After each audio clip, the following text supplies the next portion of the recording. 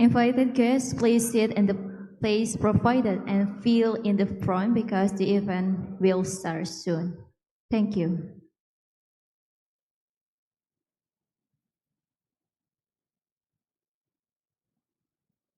Invited guests, please sit in the place provided and fill in the front because the event will start soon.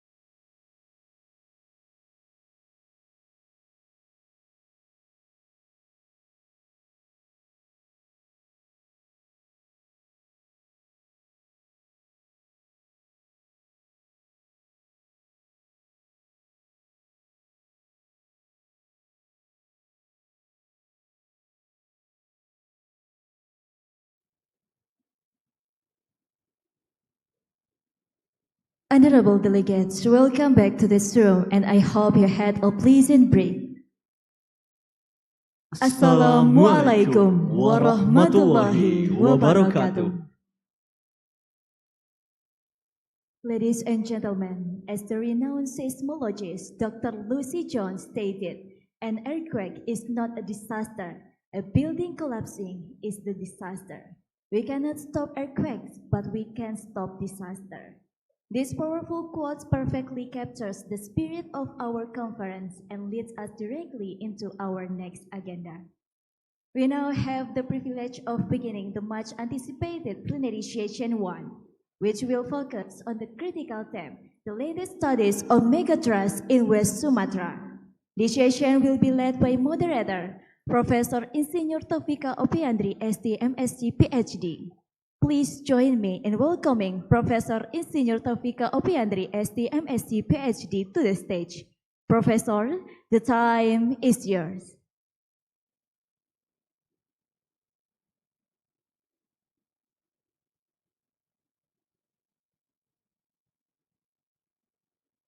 Thank you very much, MC.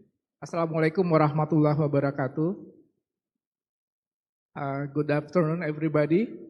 Welcome to the second parallel session of the third International Conference on Disaster Mitigation and Management.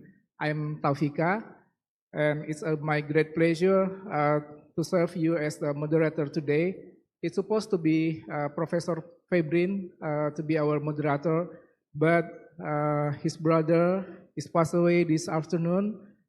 May Allah subhanahu wa ta'ala be pleased with him.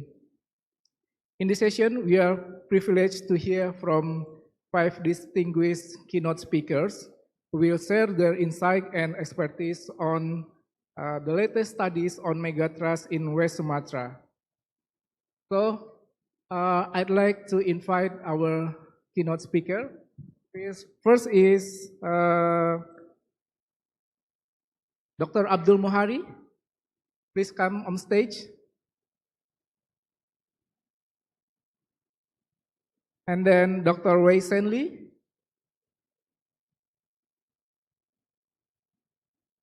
Professor Fauzan. Professor Dani Hilman. Pak Dani. I've seen him. Okay, maybe he will join us later. And Professor Cummins, please. Please have a big applause for our keynote speakers. Yes. Okay. Okay. Each keynote speaker will have 15 minutes for presentations, and after all of you finish your presentation, at the end of our plenary session, we have question and answers. Please welcome Professor Abdul Muhari first. Stage is yours.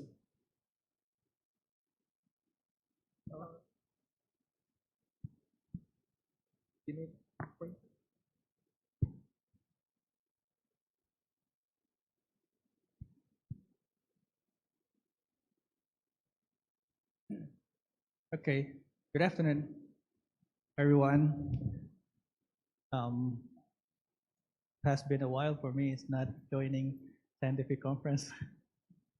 So this afternoon, I will start with a little bit very technical part of the Megathrust assessment. So we are not going to be really do the assessment in West Sumatra, but I would like to show you some work conducted by BNPB and the scientific work behind this assessment. Can I have my slide?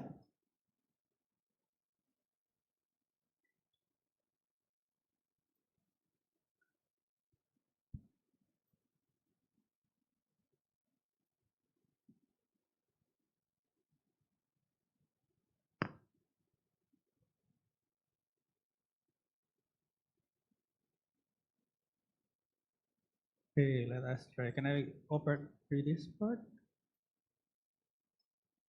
Okay. So just this morning, I discussed with Phil about the AI, and I had to talk some work of art in BNPB related with developing of the multi-hazard early warning system that partly funded by the World Bank. But here I will show you what is the scientific work behind this project. Okay, this is the paper currently we prepared to be submitted. This is the author and the presenting at this conference. Can I use it? Okay, so this is the background. So discussing about the effectiveness of early warning related with the on-the-fly simulation. So usually we discuss about the say tsunami early warning. Then we discuss about the pre-computed simulation. Usually we store several simulation, and at the time earthquake occurred, we calling more or less similar parameters, and we call back the tsunami parameters and assessment the scenario.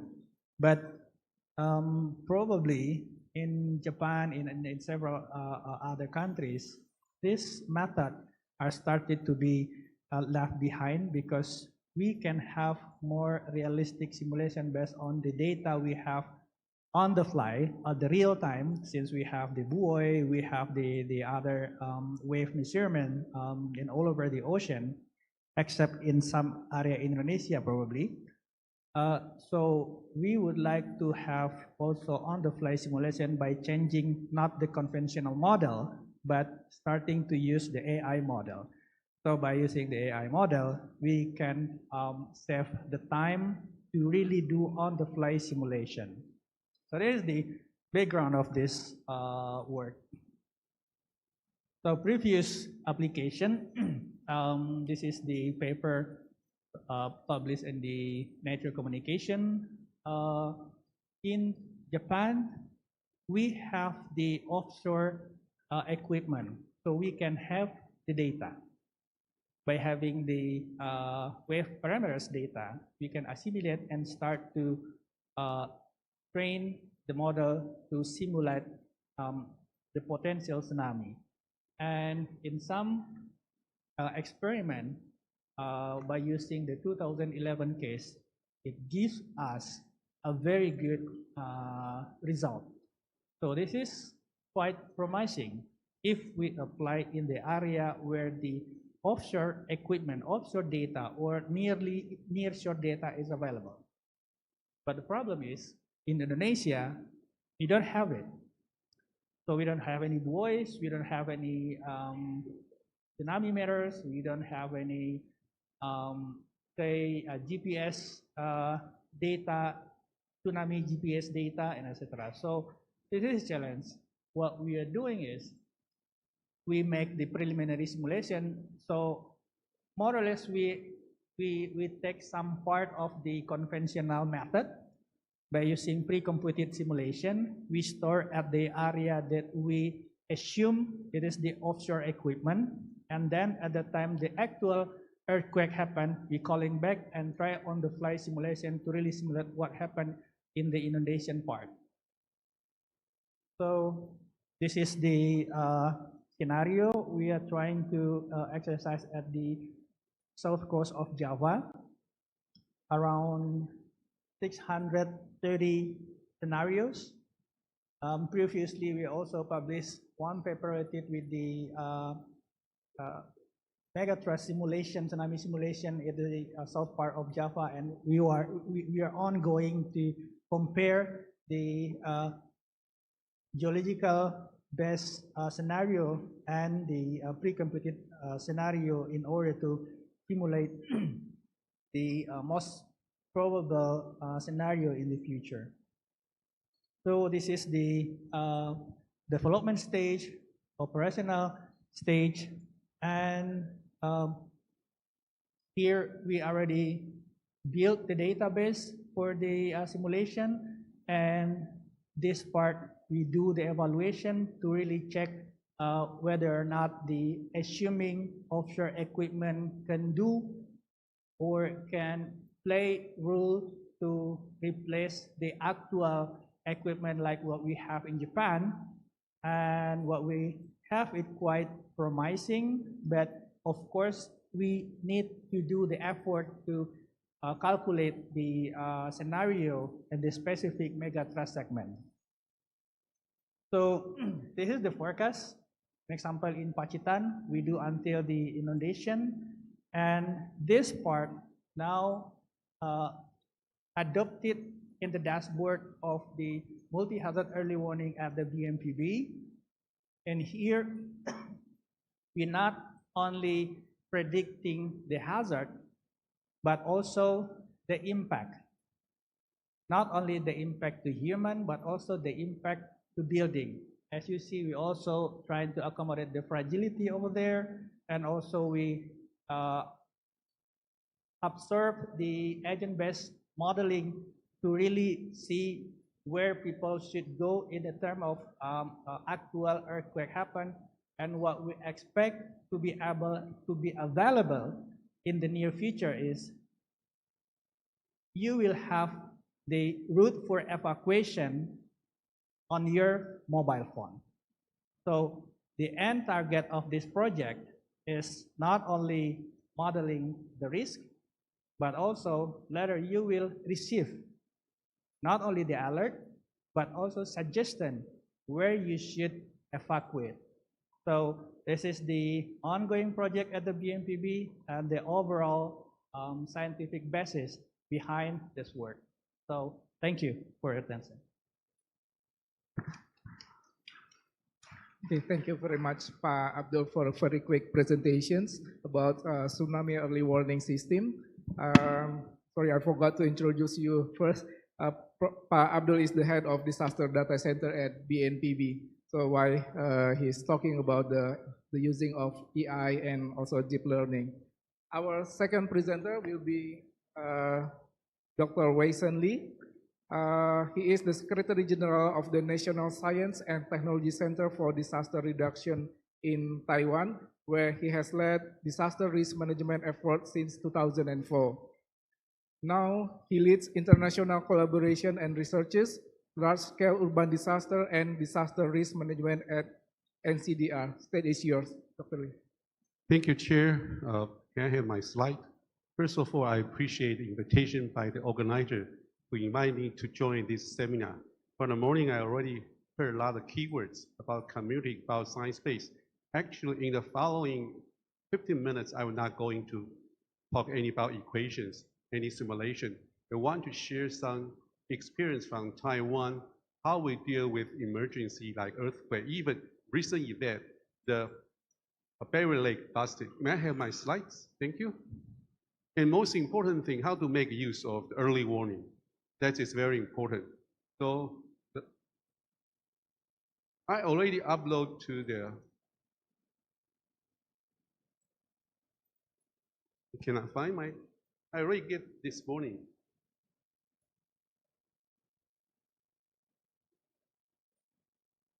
So very important thing, we have considered about end-to-end in the multiple hazard system. What do you mean end-to-end? One end could be sensor, could be computer. The other end should be user. Who are our users? Could be decision maker, could be policy maker, or citizen. The same source of information, but how we deal information intelligence for them to respond, to act. That's a very important thing. My office actually in Taiwan, we kind of stand between BNKG and BNPB. We try to use information technology to link everyone together, no matter for a disaster risk reduction. Oh, thank you. Yes, this is my slide. Okay.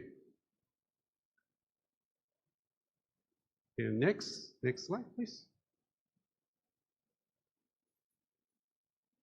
First of all, I want to compare two large-scale disasters to Taiwan. First of all, it was the 1999 Jeju earthquake. That earthquake killed about 2.5 thousand people at once. But another one, similar magnitude last year in April, it only killed about 20. How we can decrease from 2.5 thousand to 20 actually is kind of preparedness over 25 years. In the past, we don't have idea what is emergency response. We don't have good building retrofit system. Even we never care about seismic safety in school. So in 1999, in total, we have the 296 school building collapse. Luckily, it was at midnight, so no casualty. However, the 2024, it was early morning, almost 8 a.m. during the weekday, luckily, because a large series of the seismic retrofit and enhance the school capacity. No student get injury or hurt during the event. Another very important thing, we increased resilience to infrastructure. In 1999, we suffered the countrywide blackout because a lot of power systems destroyed during the earthquake.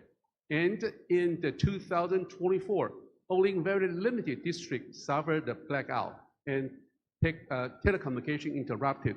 So it's very important to have kind of continuous preparedness is very important.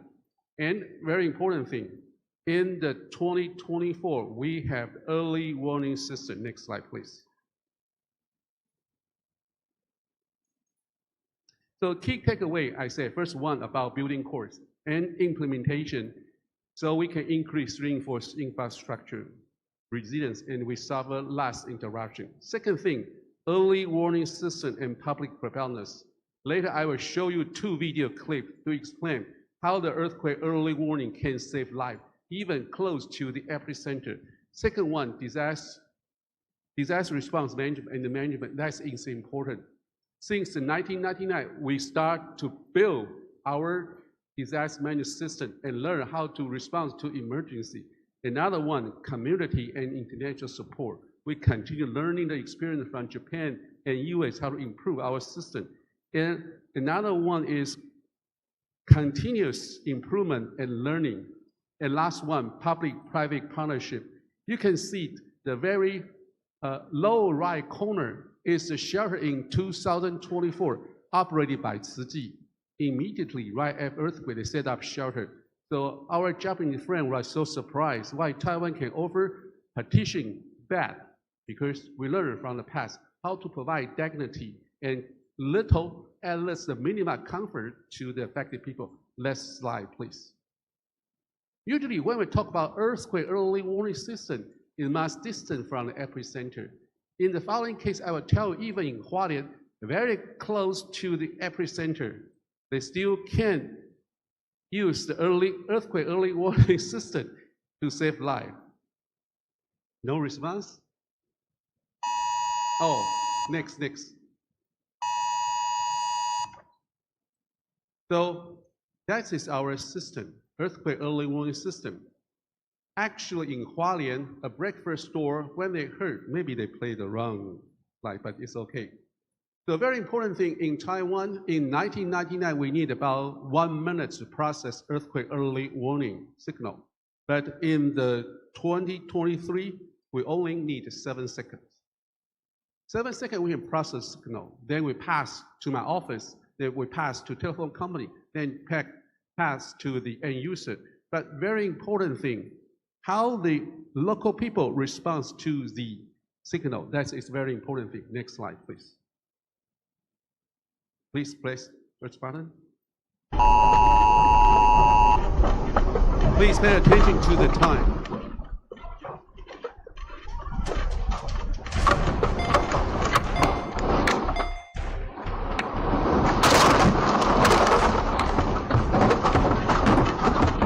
They are so close to the epicenter.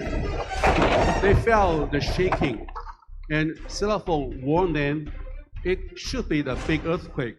So people decided to went out of the breakfast store. So it's combination from technology, telecommunication, public alert. The whole process might take 10 to 15 seconds, but we never know how people responded to it. So it needs kind of education, promotion, and drill to upgrade public awareness. When they receive kind of warning, they can make right decision. Because when earthquake hit, everyone stand in the different situation. Please, button again. This is 2 young men driving along the mountains highway. They heard the warning and feel rock falling.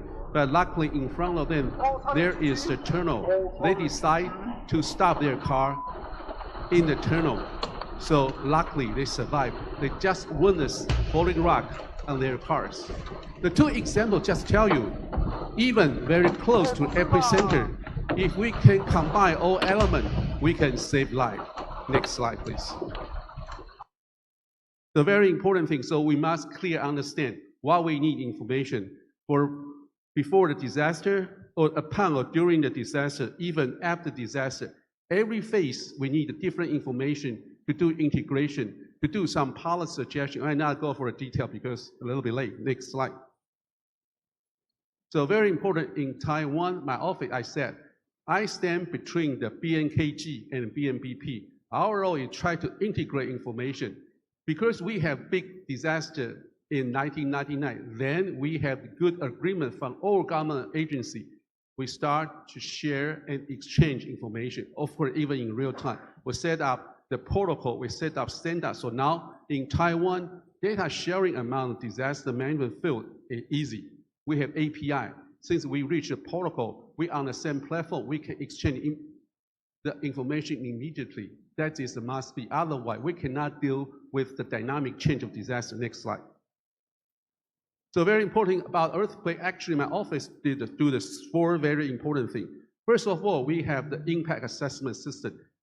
It can evaluate disaster like earthquake, every earthquake, so we can have quick report. For another one, we build kind of scenario for our national drill. You can see the lower right corner. Every year on September 21st, we have national drill. That is the day we want to promote about preparedness. We want to promote drill. So every student in school should follow drop, cover, and hold on. We want to enroot the idea. Another very important thing, large-scale disaster scenario. My office, under the National Science and Technical Council, we work with a different group in Taiwan. We try to provide impact to Ministry of Interior. They could provide some countermeasures. So in a summary, it's very important to integrate everyone for the event. Next slide. So usually my office will produce 3 slides in about 10 minutes. That slide shows about the geographic profile of earthquake, show the intensity map, but most important thing, show the intensity of shaking in size part.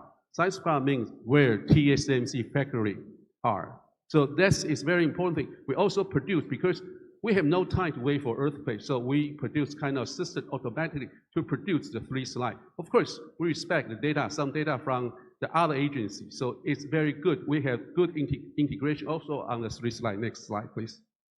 The very important thing, we use the public warning system to disseminate different alerts from different government agencies, because my office received a sign from government to build a system for everyone in Taiwan. So next time when you travel in Taiwan, when you have big earthquake, your cell phone will ring and tell you earthquake or other things coming. Next slide. So another one, my office also uses Line. Line is very popular instant message in Taiwan. I think in Indonesia should be WhatsApp. So we use the Line to disseminate alert to our user. How many users we have? Over 1.8 million. Even during the earthquake last year, April, 1 month, we disseminate about 100 million messages through the channel. But we don't have to pay any cent, because we had a kind of agreement with the Line company. They will help to deliver kind of message to everyone. You can see at your left row is the message we show on the Line channel. Next slide, please. And I give you a quick review how we deliver report 2 hours after earthquake last year. Our president was also there. Next slide. First of all, we tell them our geo profile about earthquake. Next slide. Another view of earthquake profile, automatic generated. Next slide. And tell the shake map about intensity. Next slide. And about the damage through the CCTV shared by other government agencies. Next slide. And also collect information from crowdsourcing from internet to give kind of situation map. Next slide. And tell them about what happened along the highway. Next slide. And also tell about what happened in New Taipei City about derailment of the MRT subway station. Next slide. Other thing, also tell some road damage in Hualien. Next. Also some damage along the highway next. Also tell some the infrastructure next, and transportation next, and the facility next, and also about high voltage tower in the region. And most important thing, because huge earthquake near mountains area, we foresee some landslide. Next slide. Next. Here, okay. Here is another problem after earthquake. It's about the typhoon Regasa last week. It caused kind of Berry Lake busted. In total, 70 people died, 7 still missing. But it's about the earthquake destabilized the material in mountainous. They have another typhoon in July called the Berry Lake, and this typhoon caused the busting of the dam collapse of the Berry Lake next. You can see the Berry Lake expand. You can see the picture on the screen, and you can see comparison before and afterwards. Such the huge water coming from the mountain to the area. So like the public warning system did help to inform people to evacuate. Next slide, please. So this is a timeline about busting of the Berry Lake. But last year we have the earthquake, and in early this year, July, we had typhoon. We had the formation of the Berry Lake, and in early August we start to prepare. In the late August, we had a task force, and the context before it overflowed. You see, huge mountain in the Berry Lake. Next slide. So pre-event, we had the mapping and drill, and September 23rd, actually, 2:50 p.m., the first overflow from the debris flow. Actually, from early morning of September 24th, we start issued the warning about Berry Lake. Next slide. So this is a timeline how we use the self-broadcast service to warn people. You can see from September 21st, 22nd, 23rd, even the noontime, early morning, we start ask people to leave. Luckily, in total, we evacuate 8,000 people. Otherwise, I think more people could die. Next slide. So this is how we distribute different kind of warning about like the Berry Lake reservoir discharge, the blue flood, the stone surge, and even about road closure. So different color means the different type of warning. In total, just within about 36 hours, through the cell phone, we issue about 124 alerts. Next slide. The very important thing at the beginning I might talk, end-to-end, connect from source to end user. But very important thing, never build a world by yourself. So over the top is very important. You must maximize the resources in your society about telecommunication to use them as a channel to reach the end user, and the multiple, and with the redundancy, make sure everyone can receive the message. Next slide. So end-to-end system, I think I'm not going in detail about every element. I want to talk about beyond science and technology. This collapse of Berry Lake also remind us one thing. Look like we successfully evacuate 8,000 people, but why another 18 people die? We realize the problem about aging society. Some old, live alone senior citizen, maybe they are not good at mobility or have the problem about hearing, even don't have cell phone. They cannot receive kind of warning in time. That's the most of reason they die. So about early warning, we not just think about technology. We must think about the wellness, drill, about the lifetime education and social vulnerability.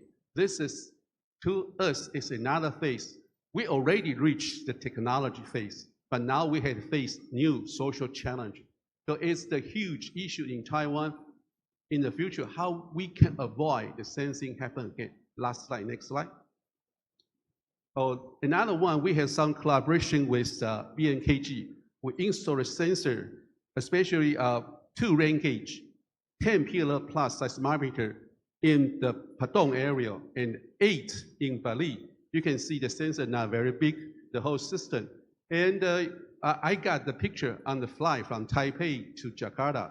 luckily I got kind of Wi-Fi access on the 10,000 feet above. But you can see we can always recognize, know about instant rain in here. Next slide. The last slide, very easy. I just emphasized one simple idea. From science and technology, we can create a lot of data and information. But very important thing is how we change the information into knowledge and wisdom so people understand. But understand never enough, even for the decision maker. The last part, very important part about action. How we have people take action, how we have decision maker take action is the most important thing for disaster management. Our purpose, we start from science and technology. We want to stop at action. Maybe after another disaster, we will go around again because we found new vulnerability. An element to succeed, integration of all sciences, and very important thing, public-private partnership, and about innovation. Innovation never stops. For every generation, they have new idea to create innovation. So sorry, a little bit over time. That's it about my sharing about how Taiwan used earthquake early warnings and other early warning system to reduce casualty. Thank you. Okay. Thank you very much, Dr. Lee, for a very interesting topic. So we heard from Dr. Lee that EWS and people preparedness can save lives, and end-to-end connection is very important. Our next speaker will be Professor Dr. Dhani Hilmanatawijaya. He is a research professor at the Research Center for Geological Disaster, National Research and Innovation Agency, or BRIN, and a member of the Indonesian Academy of Sciences. Dr. Dhani also served as the head of national team for the development of the guidelines for natural disaster risk analysis of PARBA with UNDP and BNPB in 2008 till 2009. He got his PhD from the California Institute of Technology, USA. The stage is yours, Prof. Dhani.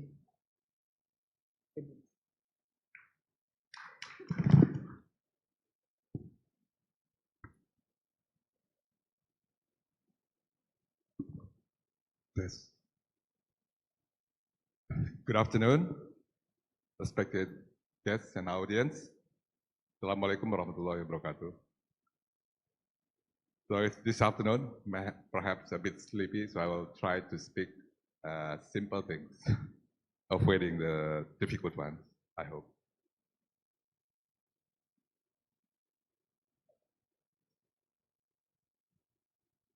Oh, okay. Yeah, just to introduce you about PUSCAN, it's the National Center for Earthquake Study. I think the Deputy Minister have been talking about this. The National Center for Earthquake Studies is now responsible for publishing the update of the active faults, the earthquake sources in Indonesia, as well as updating the seismic hazard map for Indonesia. Okay. Can you help me with this? Yeah. So PUSCAN is actually like a working group that consists members from several institutions, research scientists,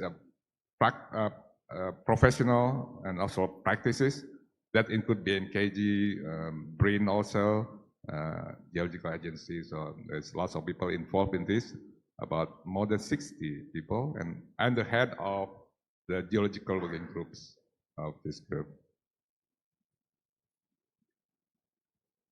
Yeah. So last year, in November and September, we have published like a preliminary publication of the seismic hazard map. It's the active fault map of Indonesia. It's an updated. But the seismic hazard map itself, the updating seismic hazard map, has not published yet. So it's expected to be published like this year, in the next couple months, we hope.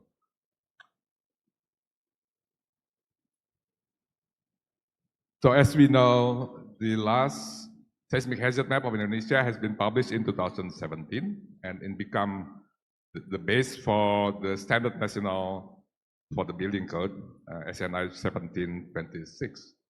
So this year, hopefully, the new seismic hazard map will be published and perhaps will be followed by a new standard, a new SNI for the buildings, perhaps next year.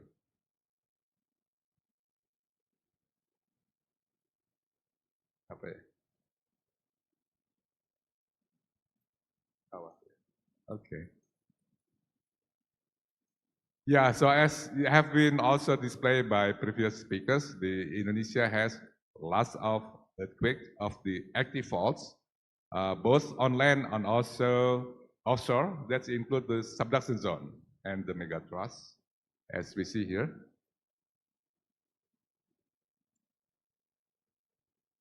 Ngantuk mungkin ini. Next slide. Yeah, like this one, we have an updated the active fault map for Indonesia, and as also the chief, the vice deputy minister has talked that the amount of the active fault like increased significantly now.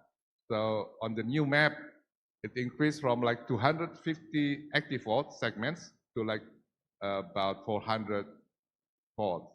That's because there are lots of new studies, new data. So we have updated the fault. There are lots of active fault that has not known, has unmapped before. Now we know. So as we talk, the seismic hazard map is good for the mitigation, especially to make the appropriate the building code for the earthquake resistant structures. But besides the shaking, we also have other hazards from the earthquake sources.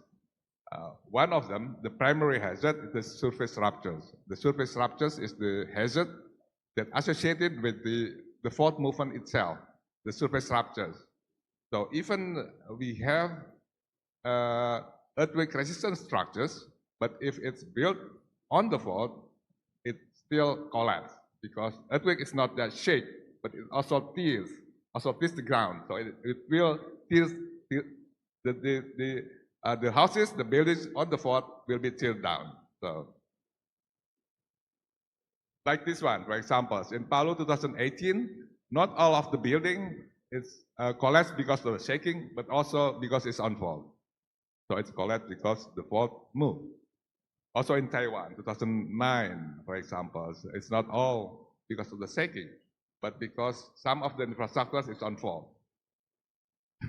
In Turkey also, and in West Sumatra, perhaps you remember, in Singkarak, in Danau Singkarak 2007, it's also the earthquake that caused by the movement in the Sumatran fault. As we see here, one of the houses there is collapsed because it's on the fault line, but the other part of the house, which is not on the fault line, is still standing. So it matters. So we need to also consider where the fault line. So the hazard due to the fault line can be avoided.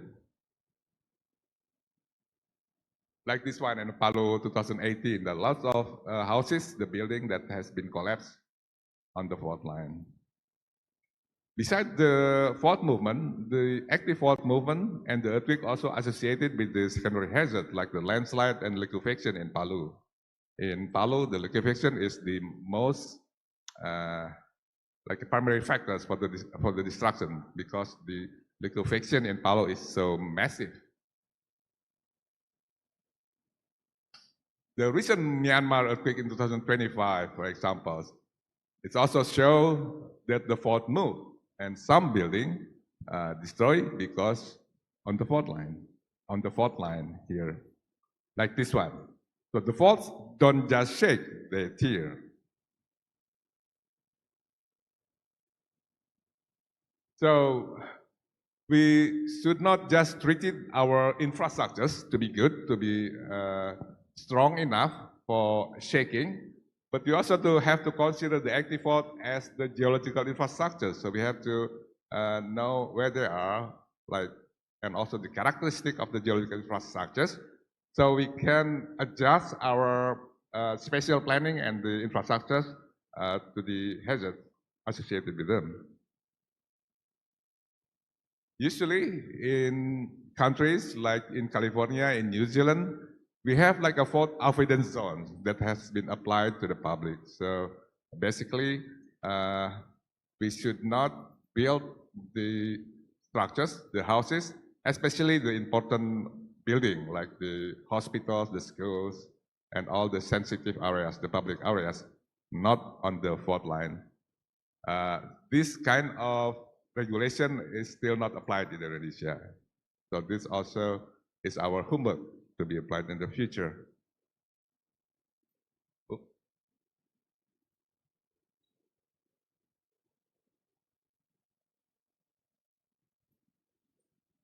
Okay, next.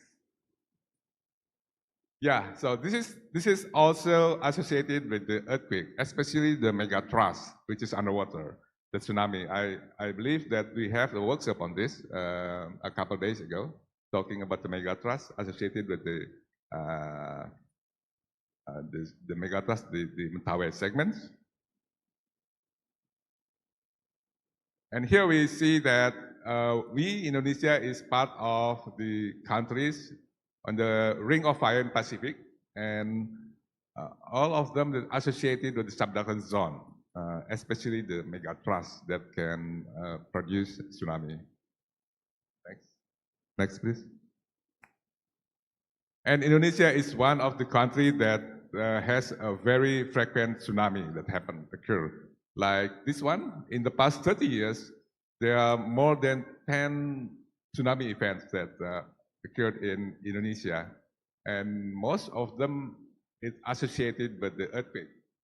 And the earthquake alone associated with landslide. Only one of them that associated with the volcanic activity, which is in 2018 in Sumatra, but the others associated with the tsunami. So the Indonesia, if we compare like into the Japan, for example, the Indonesia still has a longer subduction zone. So we have more megathrust than Japan. And Pusgen has published a new map for the active fault and including this megathrust. So we have reviewed the megathrust segment for the entire Indonesia, including Sumatra.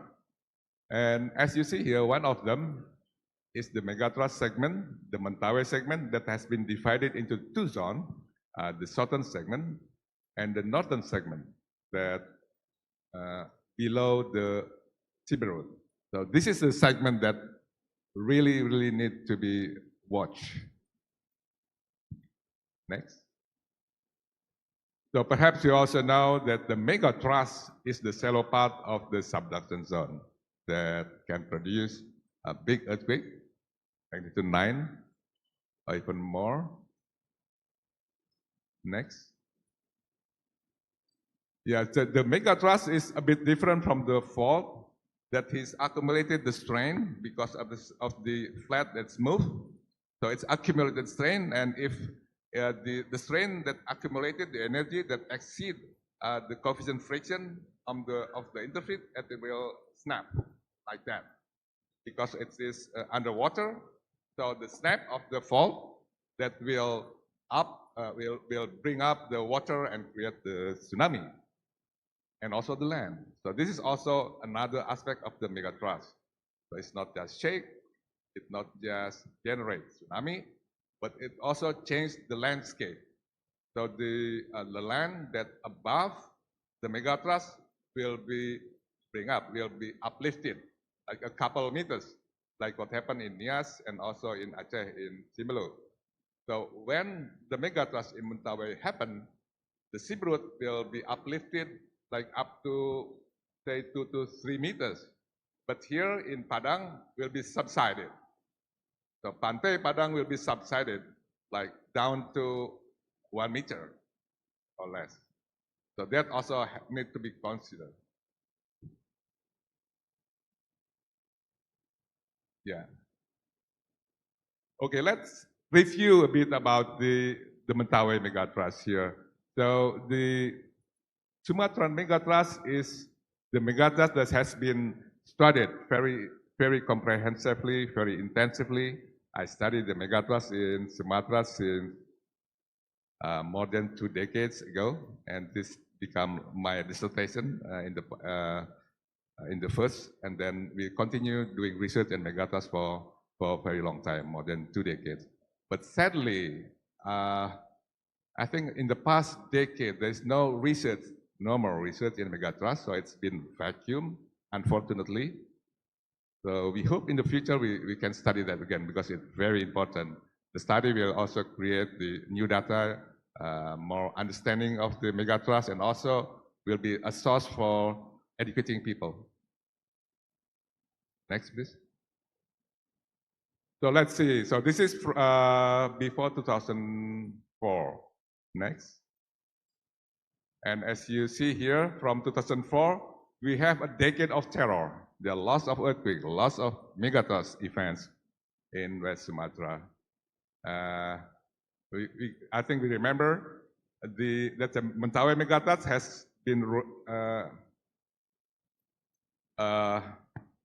in 2012, there's a big earthquake in the Indian Ocean that caused panic in Padang because people think it's megathrust, but fortunately it's not. Yeah, and at that time we learned that Padang wasn't ready. Fortunately, it's not a megathrust. And talking about the Mentawai megathrust, we know from our study that it has a cycles every like 200 and 300 years. And we have the period of accumulation strain for 200 and 300 years, and then usually followed by the period of releasing the energy.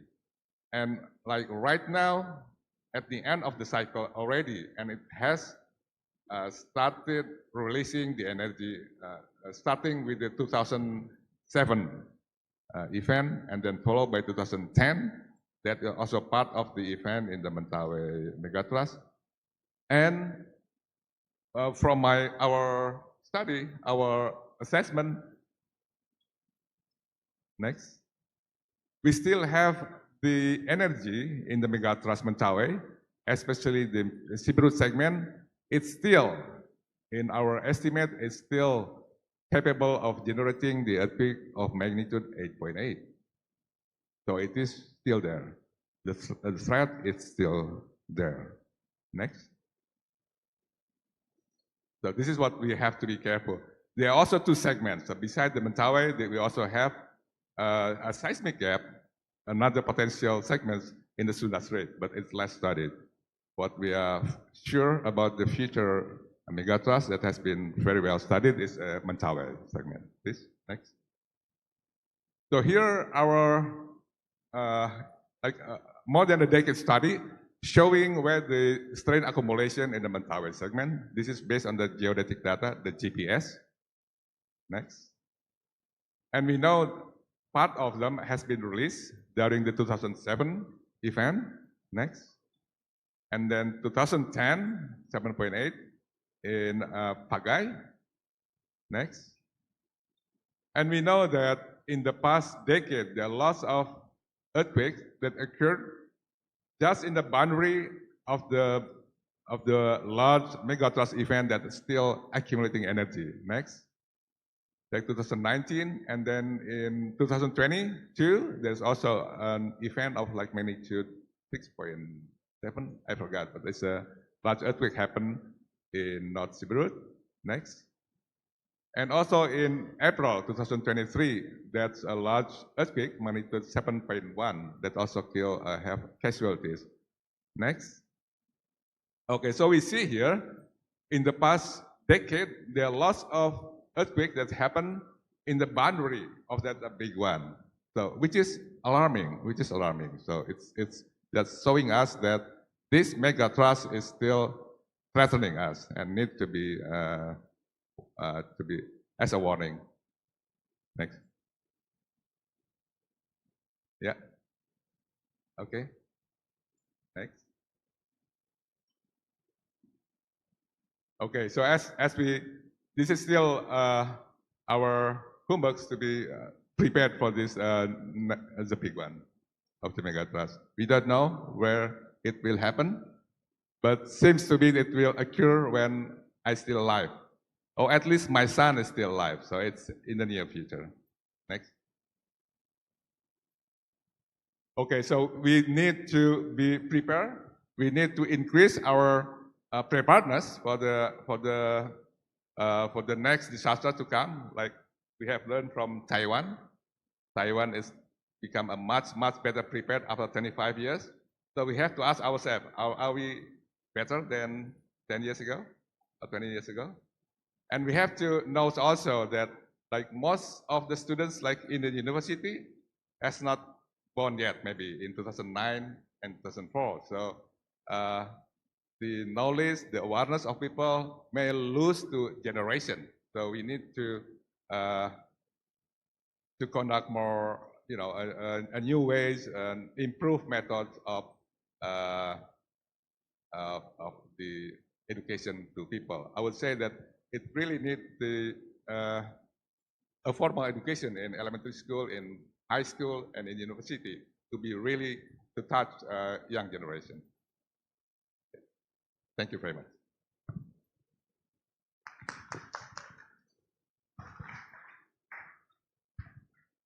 Thank you very much, Pak Dhani. So Pak Dhani have told us about the real potential of a mega earthquake in Mentawai Fault, and we have to be ready to accept that. And our next speaker will be Professor Phil Cummins from Australia. Before you begin, I'd like to introduce Professor Cummins. He received his PhD in geophysics from University California, Berkeley in 1988. And in 2011, he accepted a joint appointment between Geoscience Australia and Australian National University as professor in natural hazard, where he combines teaching and research in natural hazards.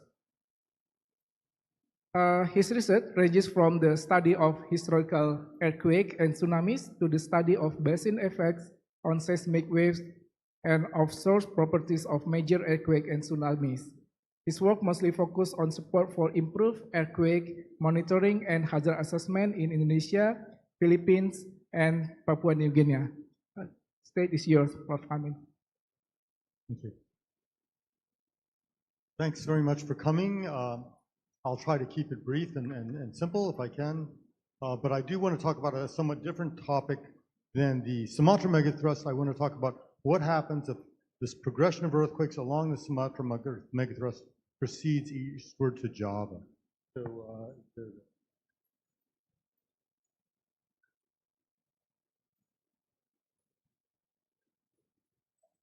okay. So I'm going to go very quickly through this because I've already been covered by Dhani to a large extent. We all know that in 2004, major earthquake occurred in North Sumatra.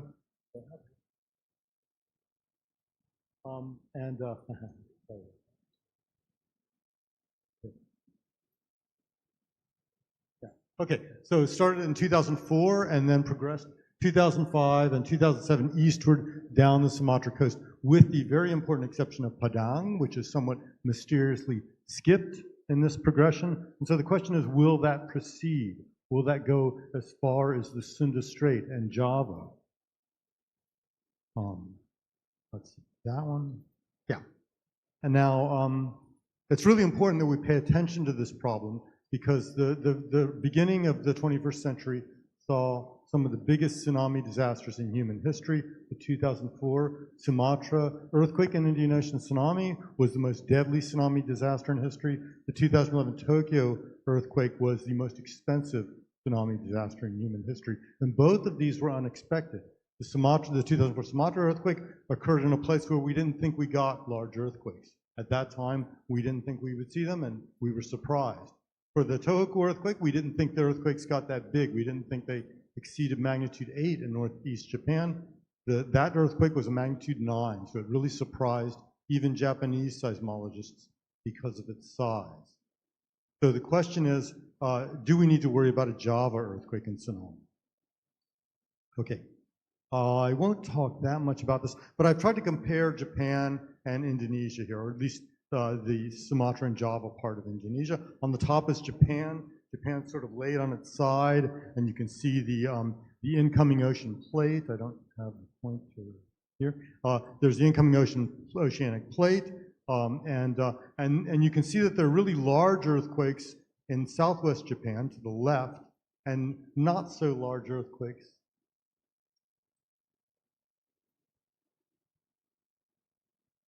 to the right, barring the 2011 earthquake, which wasn't supposed to show up at this point. So in Japan, prior to 2011, we thought we got really large earthquakes greater than magnitude 8 on the left side of the figure in southwest Japan, and earthquakes of up to magnitude 8 on the right side of the figure. Very similar to what we think in Indonesia. In Sumatra, we've seen these enormous earthquakes greater than magnitude 8 off Sumatra, and earthquakes of only magnitude up to magnitude 8 off Java. So it's a very similar picture in terms of many of the fundamental parameters that describe subduction zones, like the convergence rate that's indicated by the arrows on there, as well as the megathrust earthquake occurrence in terms of their size. However, in 2011, we were surprised. It turned out the earthquakes in northeast Japan could be much bigger than we thought. So in 2011, magnitude 9 earthquake occurred. And the question then is, why won't this happen in Java? Because otherwise, in many respects, it's very similar to Japan. Okay. Also, the one reason that the Japan earthquake was unexpected was because the recurrence interval of that earthquake was very long.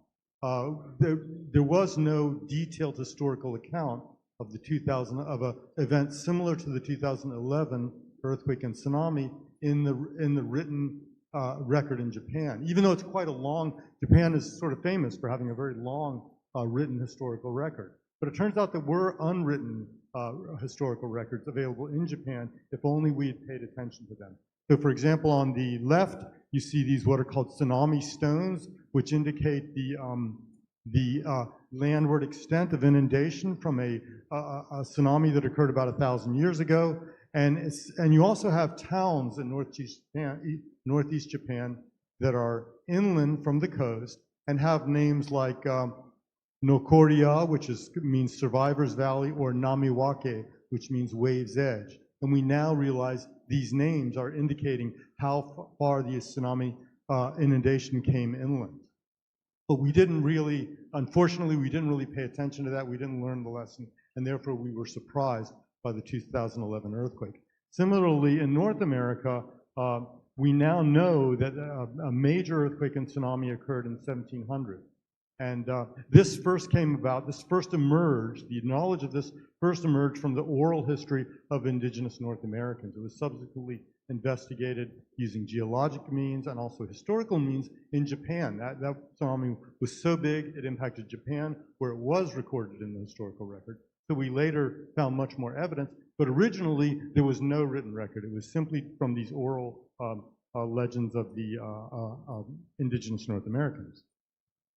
And you'd have this similarly in Java.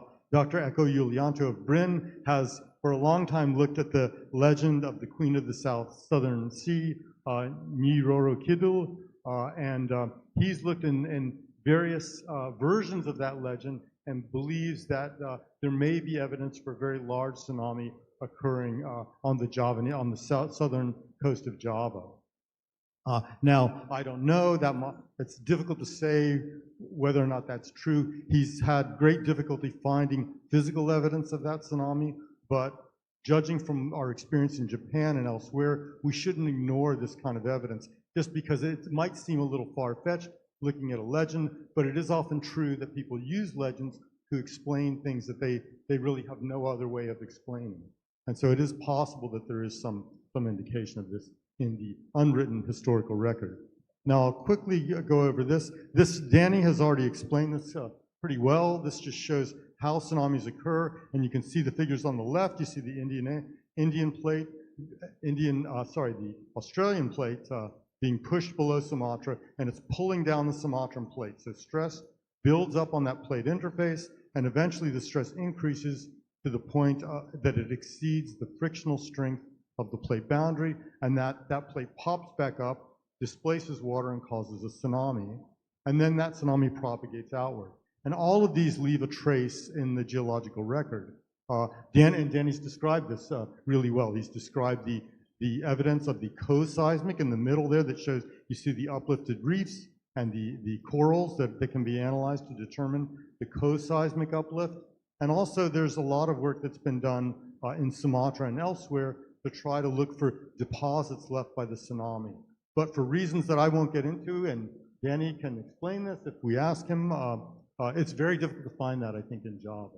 They've tried really hard, and they found some, I think, tentative evidence, but it's been very difficult to find that. So all we really have in terms of physical data is the interseismic movement and using things like GPS to try to measure the movement of the land.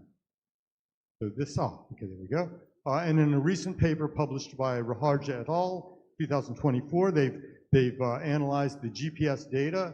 The GPS measures very minute movement of the ground surface, and you can see the arrows there in the upper figure that show how the ground is moving. And if you analyze that very carefully, you can determine which parts of the plate of the megathrust are coupled and pressing against the Sunda plate that Java is sitting on. And if you map out that coupling, you can actually calculate the strain that's accumulating, and that's plotted there in the bottom in red.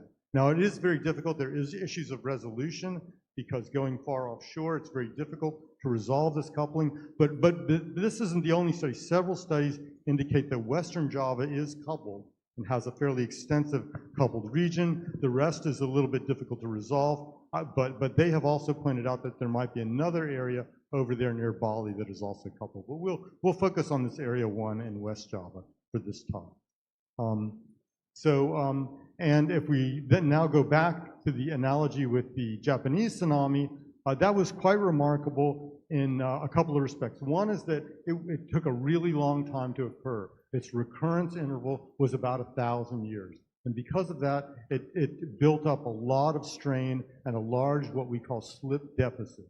And this means that when it actually ruptured, the slip was huge. The slip on the fault was anywhere between 50 and 80 meters, which is enormous. It really surprised everyone. Certainly it surprised me.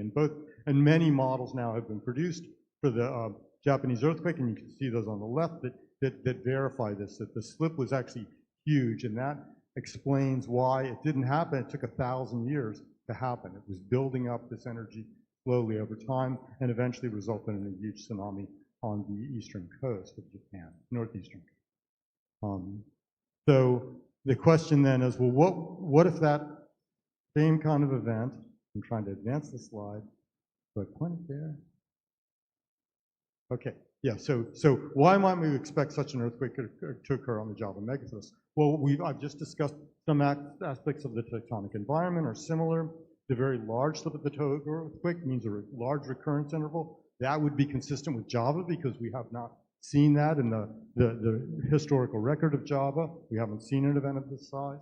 The slip distributions of historical earthquakes off Java, those magnitude 8 earthquakes that have happened, show that there is slip that does occur really near the trench axis.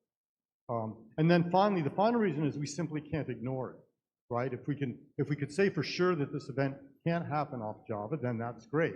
We don't have to worry about it. But if we can't say that, then we have to worry about it, I think. So, this was actually work I did some time ago. It's a very simple analysis. What I take is the seafloor movement of the Japan earthquake, which you can see over there on the left, and I've tilted it and moved it to south of Java.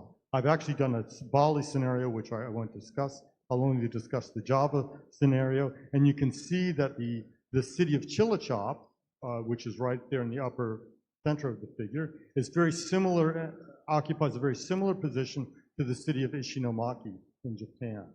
So, you know, all things being equal, we could expect similar tsunami inundation to occur in Cilacap as occurred in Ishinomaki. And that experienced run up as high as 20 meters.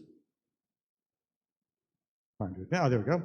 So this is, you can see this point is about roughly 3 or 4 kilometers from the coast, the one in the central picture there. So the inundation covered several kilometers inland. It extended several kilometers inland, and of course the coast itself was completely wiped out. It was hit by a tsunami of around 10 to 20 meters, and it was completely wiped out. If we do this simulation, I had a nice animation, but it didn't work on the PC there, so I've just done a snapshot. And what you see here is on the left a very large-scale snapshot of the tsunami simulation from that earthquake, and the tsunami gets up to about 10 meters height as it approaches the coast. And then if you look at Chilachop on the right here, you can see that tsunami coming in, and because of run-up, it gets even bigger than 10 meters, and it will actually overwash that area in Chilachop. That very low-lying coastal area in Chilachop can get completely overwashed by that tsunami. So that has the potential to cause huge amount of damage and huge amount of fatalities.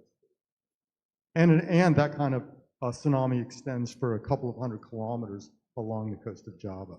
Now, if we look at the ground motions, I can do the same thing. In Java, in Japan, the ground motion can just be mapped out. They've got so many seismometers, there's no modeling that has to be done. You can just map out the ground motion, which has been plotted here as modified Mercalli intensity. So that map is for Japan is on the left, and I've done exactly the same thing. I've just tilted it and moved it to Java, and so you see the result of that on the right. So all of the things being equal, that's the level of ground motion we could expect if such an earthquake were to occur south of Java. Now, this is probably the most important slide of my talk, so I'll spend a little bit of time on it. And what you see is a comparison of the two scenarios down at the bottom. You see this study in Java in particular, and it's compared with recent deadly earthquakes: 2010 Haiti, 2011 Tohoku, and 2008 Wenchuan earthquake. And the columns are the modified Mercalli intensity. You see really high intensities, which occur very close to the epicenter, and as you move away, the intensity, as you move to the left columns, the intensity goes down from 10, 9, 8, 7. And these numbers are the populations exposed to those intensities. So as you move away, the low intensity area, as the wave is propagating outward, gets lower in intensity, but it's covering a much wider area. And so what you see in this MMI-10 column is that the number of people in Java that are in that area, the really intense shaking area, is similar to what happened in 2010 Haiti. And then as you move farther away, that's where it gets really interesting, because in Japan, I think one thing that's not widely appreciated is that the population of Northeast Japan isn't really that big. Once you get away from the cities along the coast, there are not that many people that live in the hinterland of Northeast Japan. So as you get away into that sort of moderate shaking area, there isn't that much population affected by it. That's not true in Java. As we all know, Java has people settled everywhere, and all of those people are living in vulnerable buildings. And so those numbers that you can see there as you move from right to left, they just keep going up and up. And that magnitude, that intensity 7 is similar to the maximum intensity of the Chianjur. Actually, I think it was 8. I'm wrong. It was sort of 7 and 8 for the Chianjur earthquake, which killed 500 people in West Java in 2022. But that was a much, much smaller scale. And these are you're getting much higher intensities experienced over a much broader scale than Chianjur. So, the potential for very large casualties due to the ground shaking of this earthquake is, I think, very high. And that really makes it somewhat unique worldwide, because for most large megathrust earthquakes, the ones off Sumatra, we really haven't seen that much impact due to the ground shaking itself. Most of the impact is dominated by the tsunami. And that's simply because the earthquake was offshore. It was at some distance offshore, so the intensities weren't that high onshore. But, and in addition, there weren't that many people affected. Once you went inland from the coast, there weren't huge populations affected. But that will change for a similar event in Java. Huge populations inland will be affected. I guess I'll leave it at that. And then I want to go into say a bit about tsunami warning. We all know how conventional tsunami warning systems work. They start with a seismic signal being detected, the earthquake located, and then you try to find evidence of the tsunami by an ocean gauge, either coastal tide gauge or undersea pressure gauge, and then you can declare a warning. And so this works great for distant tsunami that are hours away. When you have hours of time to warn people, this works really well and is a very well-established system. For many earthquakes in Indonesia, megathrust earthquakes in Indonesia, you're really worried about a local tsunami. And so this is a much different situation where you only have a few tens of minutes. And in fact, in the case of Mentawai, my recollection is it only took about 10 minutes. I'm looking at these better than I do. It only took about 10 minutes for that tsunami to come ashore. So the time frames are much, much shorter in which to do evacuation. And you really have to evacuate immediately upon hearing upon feeling the intense earthquake shaking. There we go.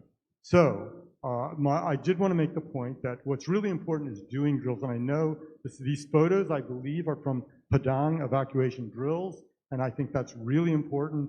And I hope that that continues because I think that's the most important thing to do. It's very critical for these people to immediately, as soon as they feel really strong shaking lasting for tens of seconds, they really need to get up and move right away. And so I think that's our best chance for avoiding large number of casualties in future megathrust earthquakes in Padang and elsewhere.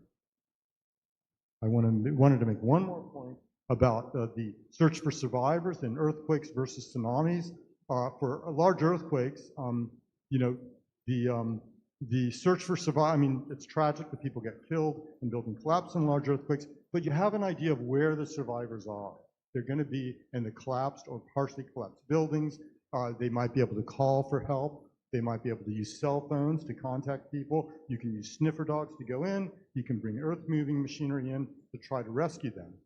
So bad as that situation is, you sort of know how to deal with it.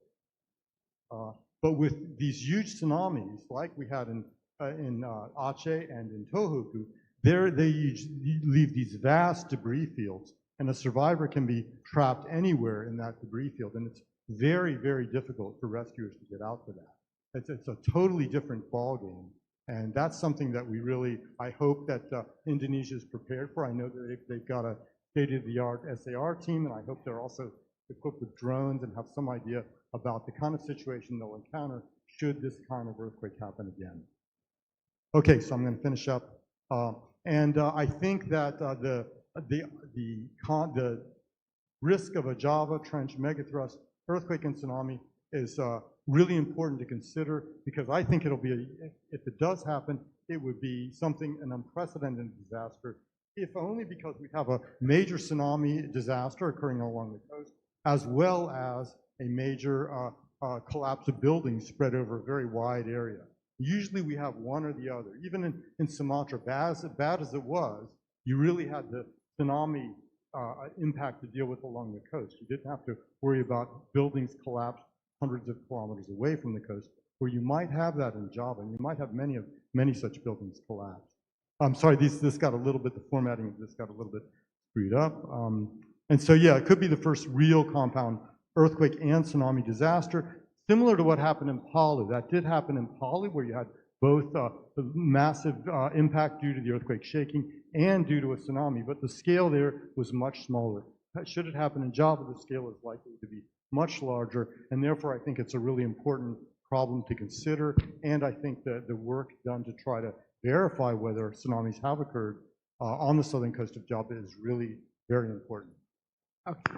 Okay, thank you very much, Phil, for the presentation.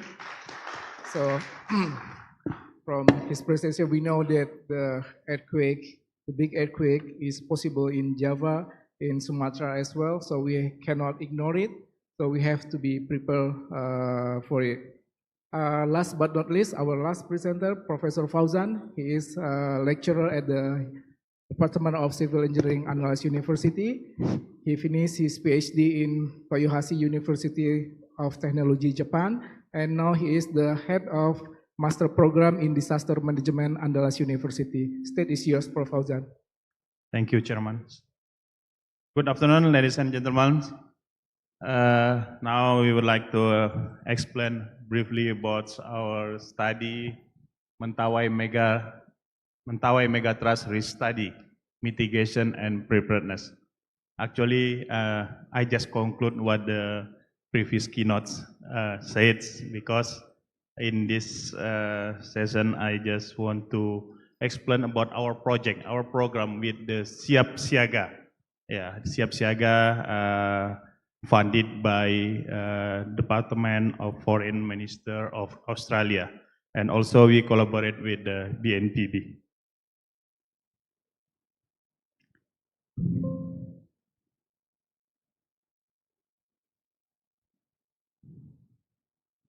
Okay, this is just general information about these collaborations. So the program name is Australia-Indonesia Partnership for Disaster Risk Management Phase 2. And with the topic is the Siap Siaga Mentawai, Megathrust Mentawai Siberut.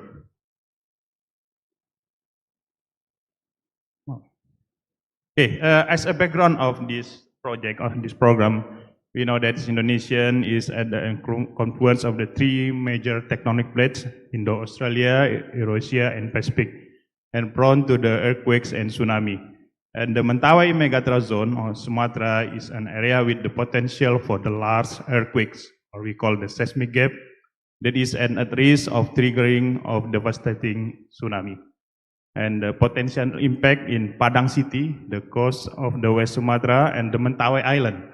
There is two area that will be impact for the last earthquake followed by tsunami and are risk of severe damage. And the main problem now is public understanding of megathrust is still limited, and including the strengthening earthquake resistant infrastructure and early warning system. And urgency integrated preparedness measures are needed to increase the understanding, mitigation, and readiness of the community and the government in dealing with the megathrust threat.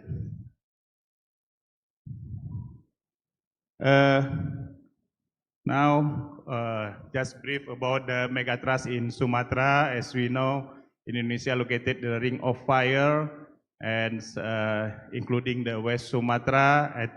It will be impact on social life, economy, and regional spatial planning. Next.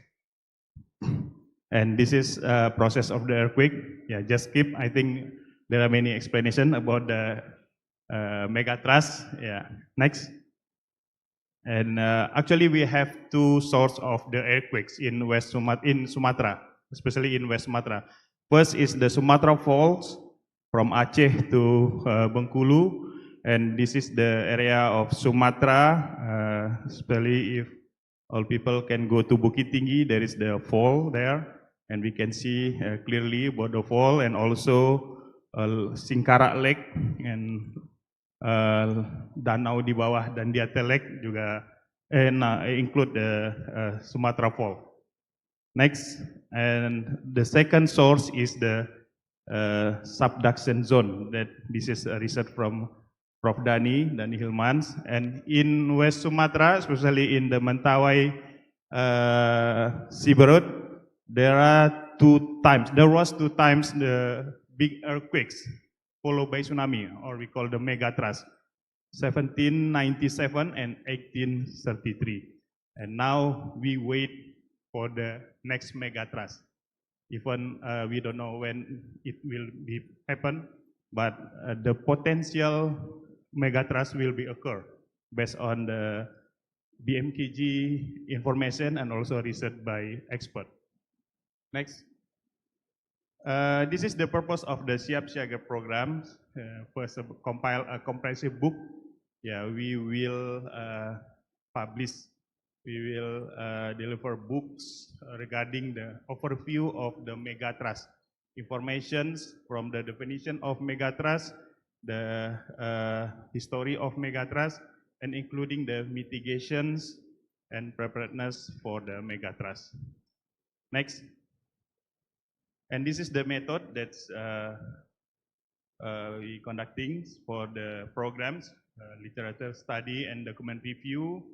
And then we also conduct the field surveys and interview in two areas, first in Mentawai and the second area in Padang City. And then we also discuss with experts. Maybe later we also can discuss with these keynotes. Yeah, and also we'll make the focus group discussion. And then we modeling the risk. analysis of the Megathrust earthquake scenario and its potential impact, and evaluation of infrastructure readiness and early warning system. And last, before publishing the books, we will do the dissemination and socialization, including these events in workshop, ICDM 2025, and book publication. Next. And this is the sum of our activity, survey, literature study, and interview in Mentawai, interview with the local governments and communities about the preparedness and mitigation challenge, observe and analyze the environmental condition in this area. And in this activity, we conduct a survey and distribute the survey form, and the community will fill the survey form based on our questions. Next. And this is in Padang. We use 5 points for surveys: economic, social, environmental, physical, and capacity vulnerability. And this is one of sample we do in office and also in mosque. Next. And we compile, this is the compiling a books. We discuss the results of our survey and then we compile in a book. Next. And this is the general chapter that we will make in the books overview of Megathrust. The chapter 1 about the Megathrust in Sumatra or only Megathrust. And the second, the impact of the Megathrust disaster. And third is mitigation strategies. The fourth is disaster preparedness. The 5 is emergency management. And 6 is post-disaster recovery. And last chapter is chapter 7, strengthening resilience to the threat of the Megathrust earthquakes. This is the draft of the books. I also bring one. But the problem, the project will be end by the end of November. So in these 2 months, we have to complete this book. Okay, next. This is the next activity, survey and interviews for the society, government, and also expert. So in this program, we mainly conducted the survey and based on the expert judgment. And after that, maybe we can continue the research about the Megathrust in practice. Next.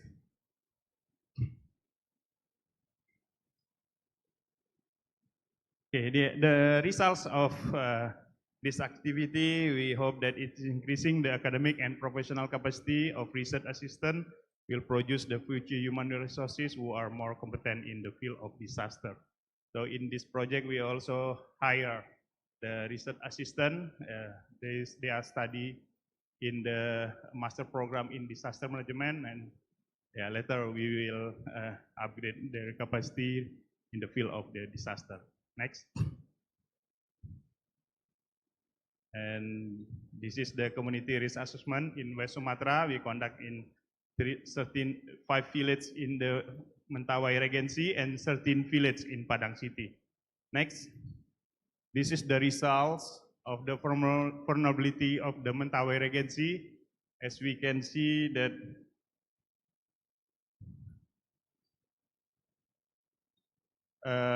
for the economic vulnerability of the Mentawai community in one area is have the high capacity, and for the other is the medium capacity, and for the vulnerability, social vulnerability, most of them is low capacity. Next. And this is in Padang City, vulnerability and capacity in Padang City. As we can see, the vulnerability of economics, most of them is high vulnerability, and for the capacity, most of them is low capacity. It's meant that we have to improve the capacity and reduce the vulnerability. Next. This is the result in the Mentawai Regency. In Mentawai, For the Sido Makmur is have the economic vulnerability is very high, and for the capacity in the Bukit Pamewa is medium capacity, low capacity. Next. Okay, this is the output of the program. Actually, first about the books, we will publish the books, and second, we discuss with the experts and to get more knowledge and more improvement from our books, and also the third, we ask the master student program as a research student to improve their knowledge and recommendation for inclusive the disaster preparedness and activity reports. Before I close this, before I end the presentation, I a little bit explain about what the Andalus University, especially the Disaster Study Center, conducted for the structural mitigation for the earthquake and tsunami. Next. And for the earthquakes, we conducting research about the retrofitting of the community houses. Next. This is the commonly community house in Indonesia. The house is not standard, not followed by standard, because the thickness of the wall is around 10 centimeters. Yeah. And without any structural element, column and beam. And when the earthquake come, please next, we can see the video.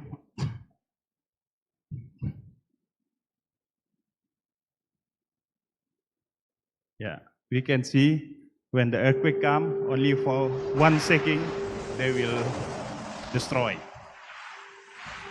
So this morning, the head of the BNPB said that many houses collapsed and heavy damage during the earthquakes.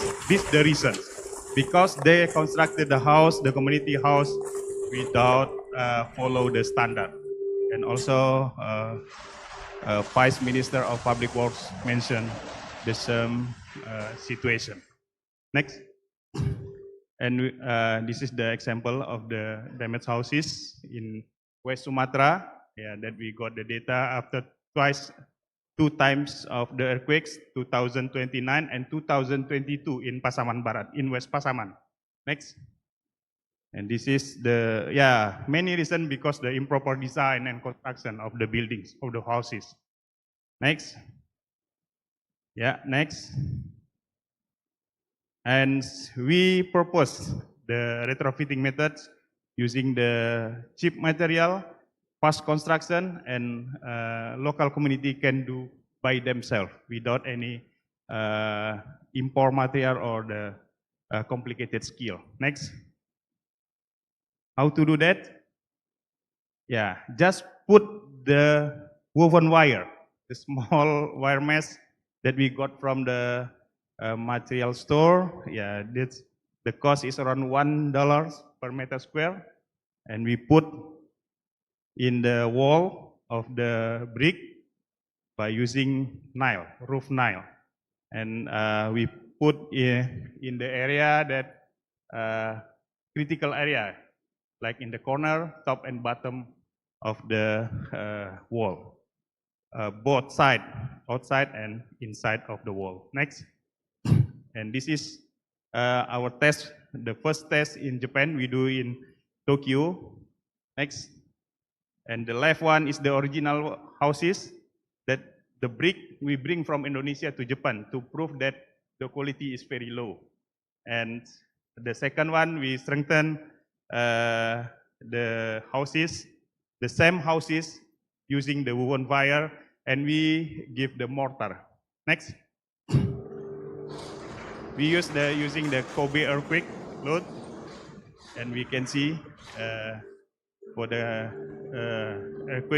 Kobe earthquake loads, the houses was destroyed, but the retrofit one is still exists without any damage. And we increase 2 times of the earthquake loads. Yeah, that happens in Indonesia, especially in West Sumatra during the two earthquakes. Sumatra 2009 and Pasaman Barat or West Pasaman 2022. Next. And also in Andalus University also have many small stacking table, and we're conducting the test using the mortar brick. Yeah. It's very cheaper in Indonesia, especially in the West Sumatra. But the problems, the construction is not follow the design, and we retrofit or strengthening using the ferrous cement layer, using the woven wire covered by the mortar. Next. Yeah, this is the test video.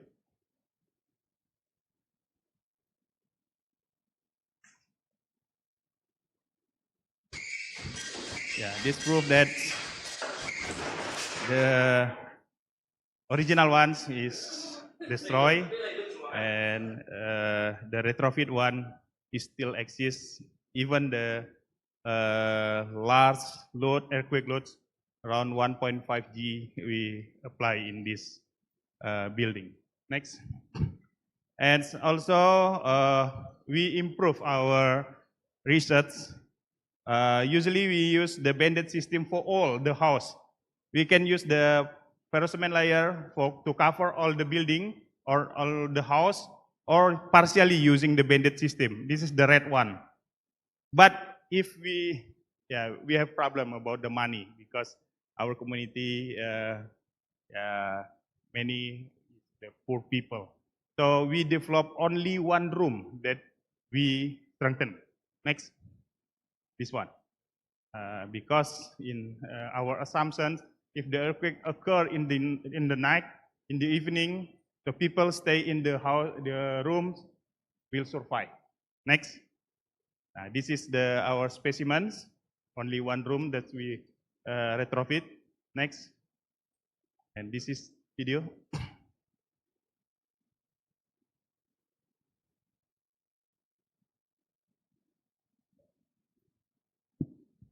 Yeah, this is the design. Yeah. This is the design process.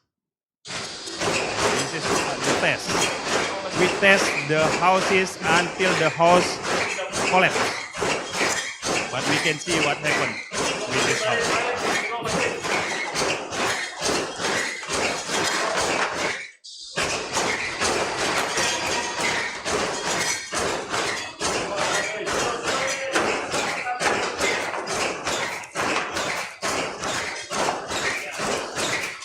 Even the other part is collapsed, but the retrofitted room still survive, and without any damage for the room.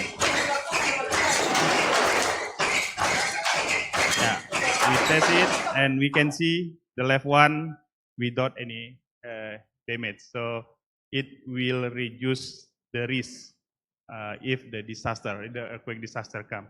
And this is the material and the equipment that we use. And we construct the house, the damaged house, the collapsed house. And we retrofit using the banded system. And then we test again. This is the test.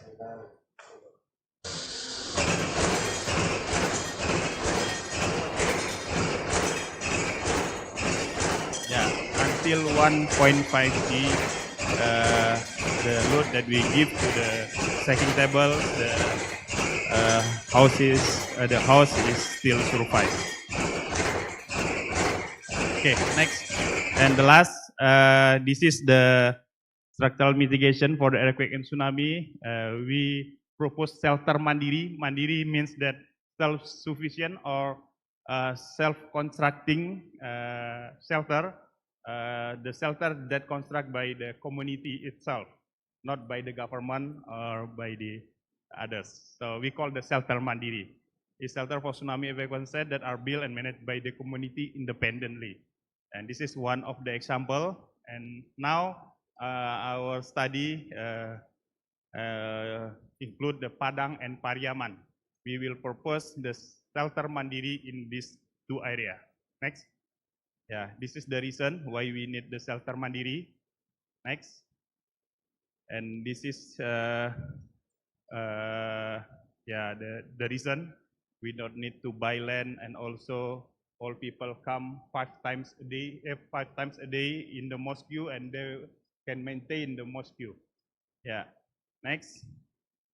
And this is our data for the number of the mosque or prayer room in Padang City. So there are many near the coastal. So we can use the mosque and prayer room musola in Padang City to be shelter. Next. This is the system of evacuations. So the people will, after get the early warning system or the siren, they will go to the mosque. Next. And this is the concept. This is the existing one. Next. Yeah, and we can construct it without disturb the existing one. And we can put the column the outside of the mosque, and we can construct the shelter until they're finished, and after that we can destroy the existing one. Okay, next. Yeah, like this. Yeah. Yeah, this developed by our team with Febrin. Okay. Next, this is the typical one. Next, this is one of the shelter mandiri, mosque shelter that we designed in Ulak Karang City. And if this succeeds, we will make this is the prototype for all mosque in the coastal west of Sumatra. Next, and in this building we use the large beam, castellated beam, so the people can receive the many people for the evacuation. Next. Yeah, this is one of the type. Next. And as conclusions, that's the increasing comprehensive knowledge related to the Megathrust, using the literature review, information, the international collaboration through discussion activities to exchange the latest insight about disaster. And we know the West Sumatra is very vulnerable to impact of the Megathrust. And increasing research assistant academic and professional capacity will produce future human resources that are more competent in inclusive disaster mitigation. And recommendation for local and central government to improve the early warning system and the strategy to increase the community preparedness based on the actual data on the level community preparedness, including the government, in facing Megathrust event based on the strength and weaknesses of the existing disaster mitigation and evacuation system. And the structural mitigation should be done even by government or by community for disaster risk reduction, especially for the Megathrust. That's all my presentation, and thank you very much for your attention.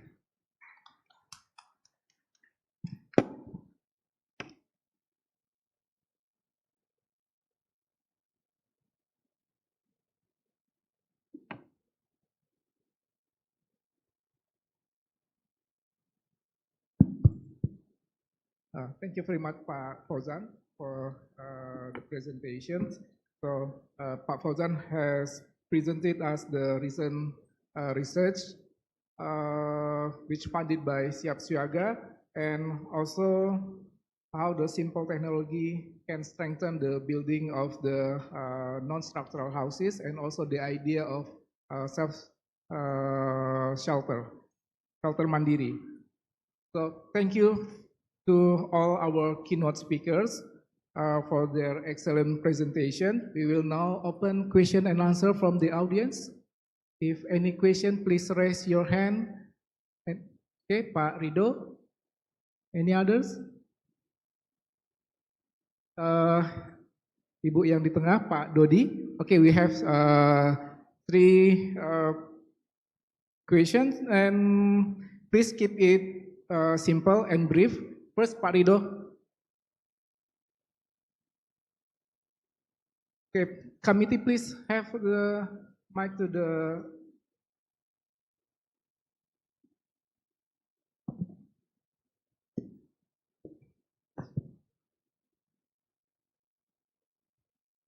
And please state to whom you address your questions, please.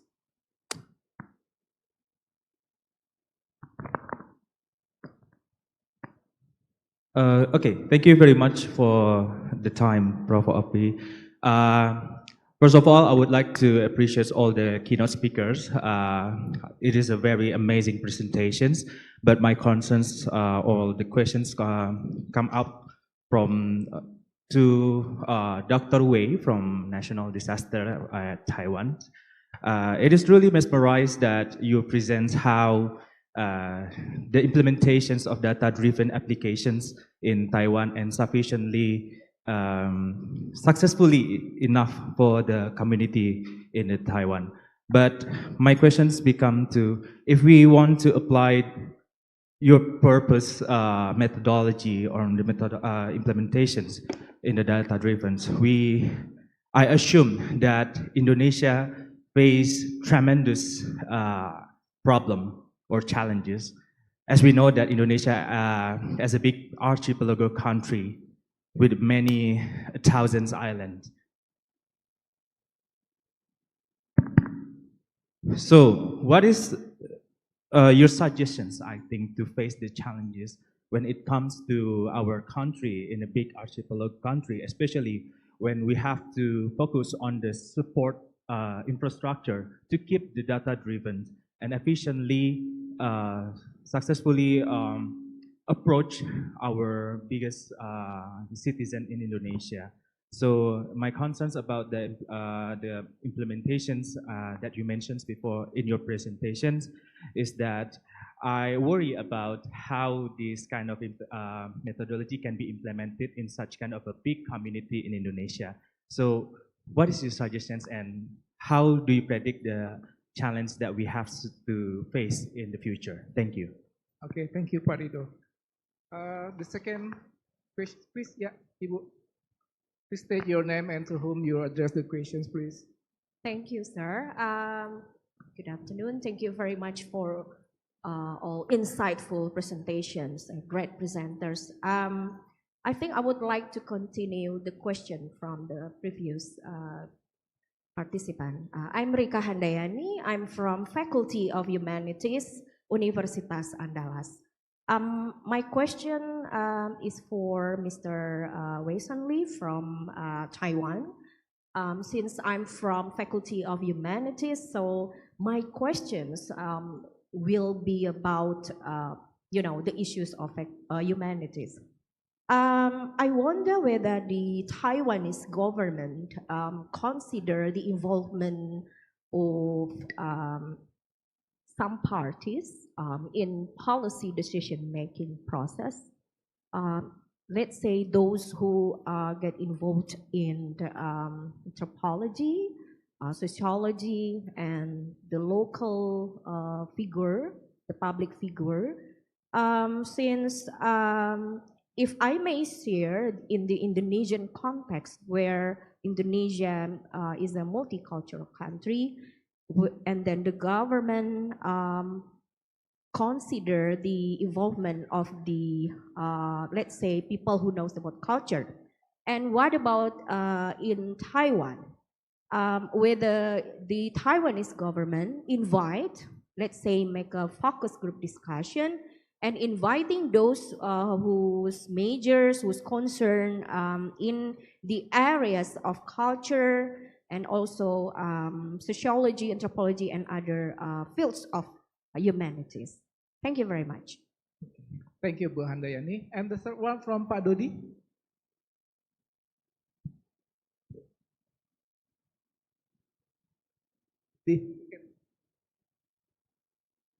Thank you, Pak Moderator. So my question goes to Prof. Dhani. Yes, Prof. Dhani, you explained us about the active fault line, right?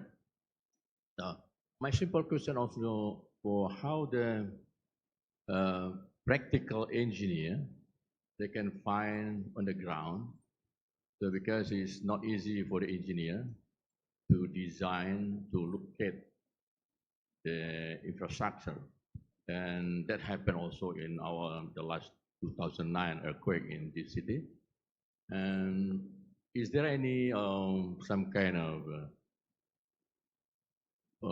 guiding procedure or guiding guideline from the local government so that can guide the practical engineer to define how to locate the location of the planned infrastructure in the future? Thank you. Thank you, Pak Dodi. So we have 3 questions, 2 from Dr. Lee and 1 from Pak Dani. And I have prepared question for Prof. Kamens and Prof. Fauzan. What should our government do in order to prepare for the Megathrust? First, maybe from Pak Dani first. Question. Pak Dodi. Yeah, thank you for the question, Pak Dodi. The answer is simple, I think. There is no simple way to map the fault unless you are an expert on this. You need to be an expert geologist to be able to map the fault. I could tell you that in Indonesia, it's only like a few people can do that. So I think the hope is that in the future, we will be published that in websites so people can know where's the fault line that has been mapped by us. So I think that's the only way. Thank you, Pak Dani. Yeah, first. Just as from an Australian perspective, I live in a seismically, in a country of very low level of seismic activity, and the amount of resources that we put into earthquake research and studies of active faults is far greater than what the Indonesian government puts in here, where there are many more active faults, and each one of them is more active than the ones we have, and they threaten much larger and much more vulnerable populations. So I think it's really important for the Indonesian government to put more work into the kind of research that Pak Dani and his colleagues do.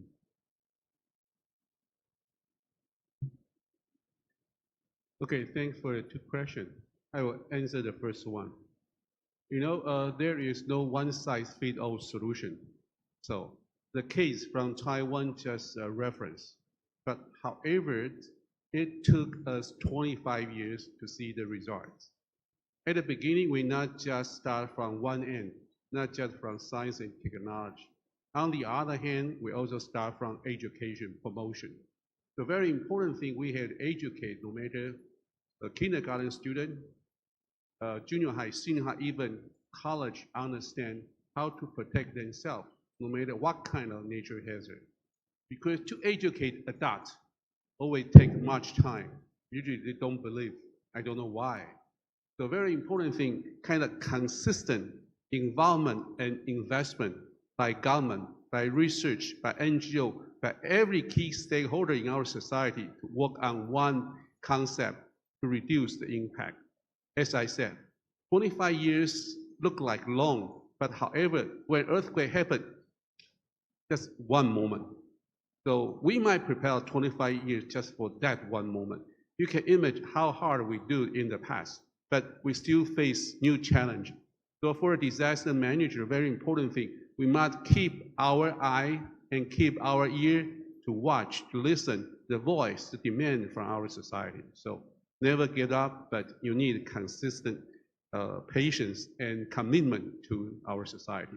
For the second one, yes, for disaster risk management must be includes diversity of our society. Of course, compared to Indonesia, Taiwan is rather simple. But however, we must emphasize some minority in our society, like people with disability, people are from the indigenous people. So we must consider their rights. So recent step we are doing, you know, how many Indonesia people in Taiwan now? 400,000 from Indonesia in Taiwan, no matter work there, study there, married to there. So we realize Indonesia people are so important to us. Of course, compared to the 23 million, they are minority, but our society still emphasize their rights because in case something happened, most of them are caregiver to our senior citizens. If they don't understand any like a disaster in Taiwan, there will be big losses to our society. So my office, some of my colleagues, they work on 2 handbook, one especially in Indonesian, and want to disseminate to Indonesian group to help them understand. Taiwan is open society, so we open any discussion to improve our disaster management system, like law, like some policy, because as previous point, it's never-ending learning process to find solution, to find a compromise way to mitigate impact. So thank you much for your question. Thank you.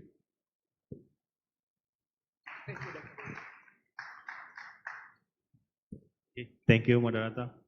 Yeah, what should the government do for Megathrust? I think mitigation is the answer. Structural mitigation and non-structural mitigation. Yeah, for example, in West Sumatra, we know that we don't have enough shelter until now. Even we have some shelters, but it's based on our research, the design is not include the tsunami loads at the time. Yeah, what's the reason? Because Indonesia didn't have the standard for the tsunami loads.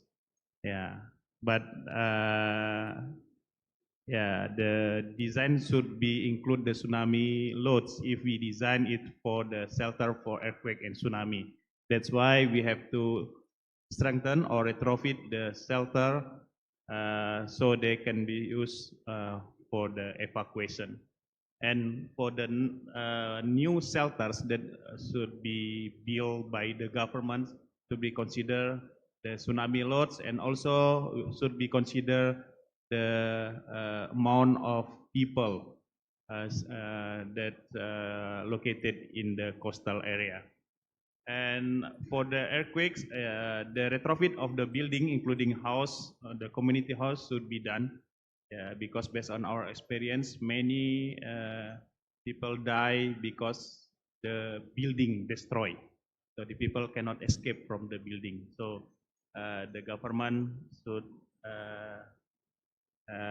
strict in assessment, to do assessment of the building, including the house, and recommend the retrofitting for the building, so the people can save in the building even the earthquake comes. And for tsunami, I think for the vertical evacuation is very important, but the horizontal evacuation also need more attention. So the people can choose whether they can use the vertical or the horizontal evacuation. And for the non-structural ones, the improving the capacity of the community is also very important, also play important role. We can do simulation, or how can we do if the earthquake or if the tsunami come. Even using the cheapest cost, using the media, using the video, we can share in TikTok or in YouTube, so the people, all the people can see the video, and now and also have knowledge about the earthquake and tsunami and what they will do if the Megathrust come. I think that's all. Thank you very much, Prof. Fauzan. Phil, you want to add something, Phil? No? Okay. Okay, ladies and gentlemen, I think we have reached the end of the sessions. On behalf of the organizing committee, I would like to sincerely thanks to our keynote speaker, Prof. Fauzan, Prof. Dani, and especially for Prof. Kamins and Prof. Dr. Lee to share their knowledge about the importance of disaster mitigations. Please, once again, give a warm applause to our keynote speakers. Thank you very much. Assalamualaikum warahmatullahi wabarakatuh. And I hand it to the committee. Is the committee?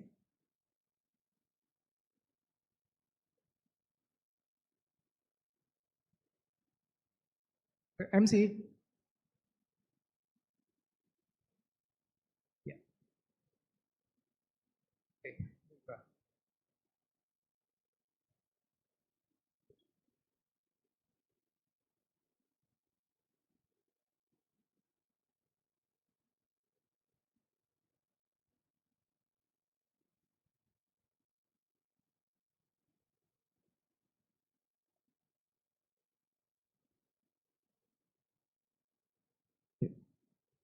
Ladies and gentlemen, those are the plenary session 1 that was already delivered by our amazing keynote speakers. Through this fruitful discussion, we hope all delegates obtain beneficial information about managing the responsibilities of disaster prevention, preparedness, response, and recovery. Distinguished delegates, now we are heading to pray and tea break until the next 10 minutes. After the tea break, all delegates will be expected back to the seat as we start the second plenary session. Ladies and gentlemen, to all presenters presenting papers today, please ensure you are in the order listed on the schedule for plenary session 1. This session will be led by a moderator from each room or topic and will begin with a presentation from the invited speaker, followed by the presenter. Please enter the plenary session room after prayer and tea break. And we will continue with plenary session 2 in this main room. Thank you.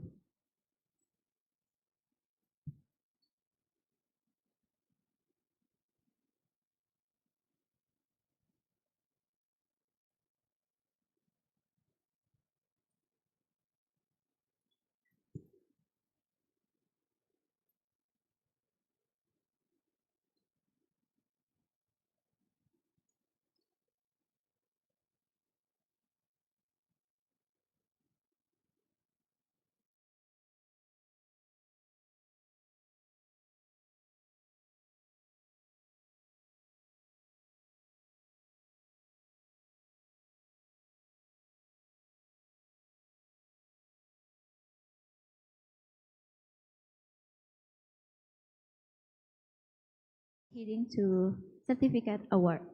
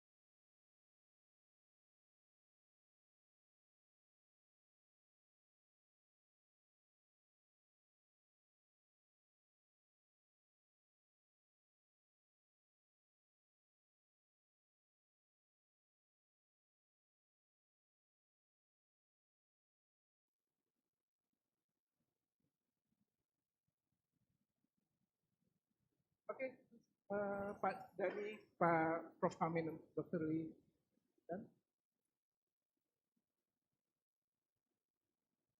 untuk Pak Dani dulu, Pak Dani. Ya.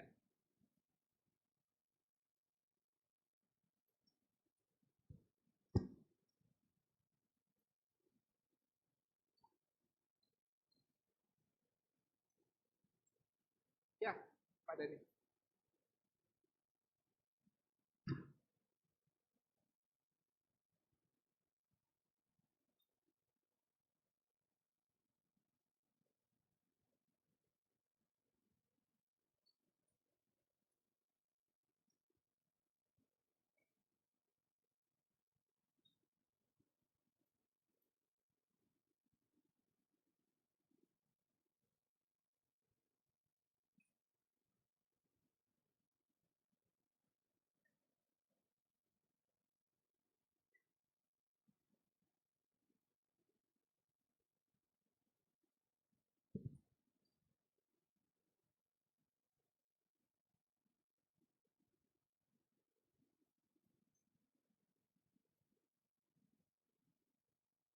Please give applause for keynote speakers. Satu lagi, Pak.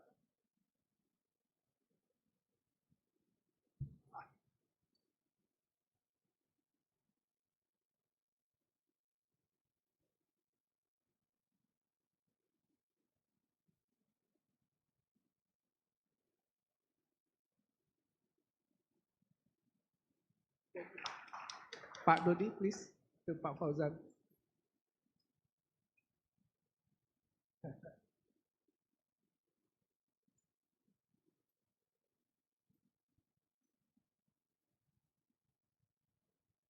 Okay. Okay, thank you very much, Pak Dodi, Pak Said, Prof. Dhani, Dr. Lee, Prof. Hamid, and Pak Fauzan for all the presentations. To all keynote speaker and moderators, please take a photo together. Once again, for keynote speaker and moderators, please take a photo together.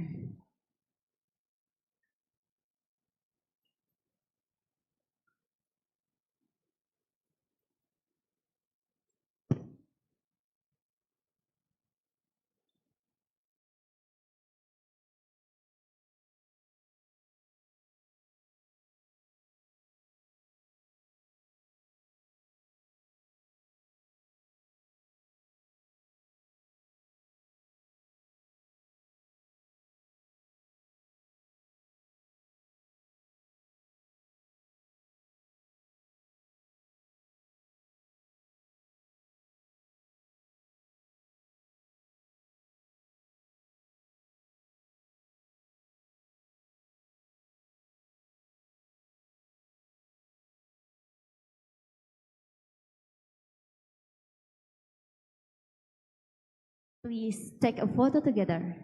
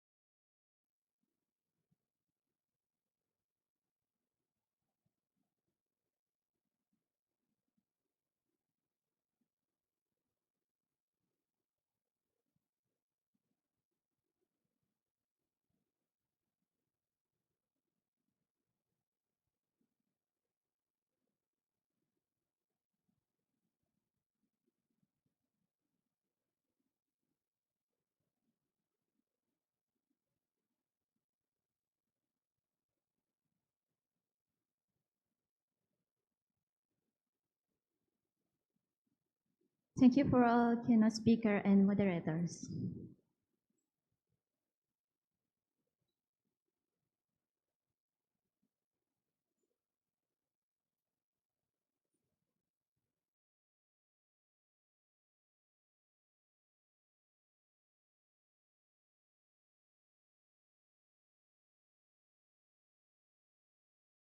Now we are heading to pray and tea break until the next 10 minutes. After the tea break, all delegates will be expected back to the seat as we start the second plenary session. And to all presenters presenting papers today, please ensure you are in the order listed on the schedule for polarization 1. This session will be led by a moderator from each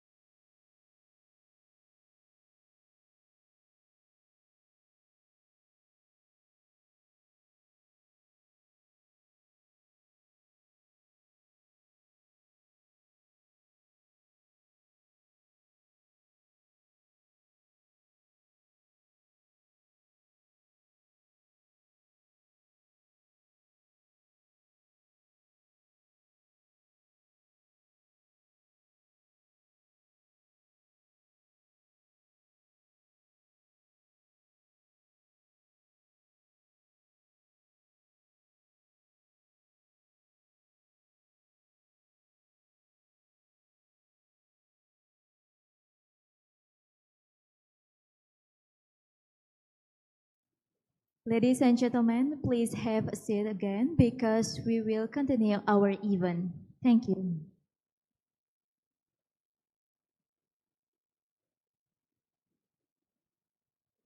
Distinguished guests, ladies and gentlemen, in the future, we must unite risk-based science, inclusive governance, and innovative technology to transform our preparedness and ensure a comprehensive and sustainable recovery. Ladies and gentlemen, the session that we are waiting for, Plenary Session 2. This session will be led by the moderator, Mr. Zulprianto, SSMA, PhD. Please join me in welcoming Mr. Zulprianto, SSMA, PhD, to the stage. Sir, the time is yours.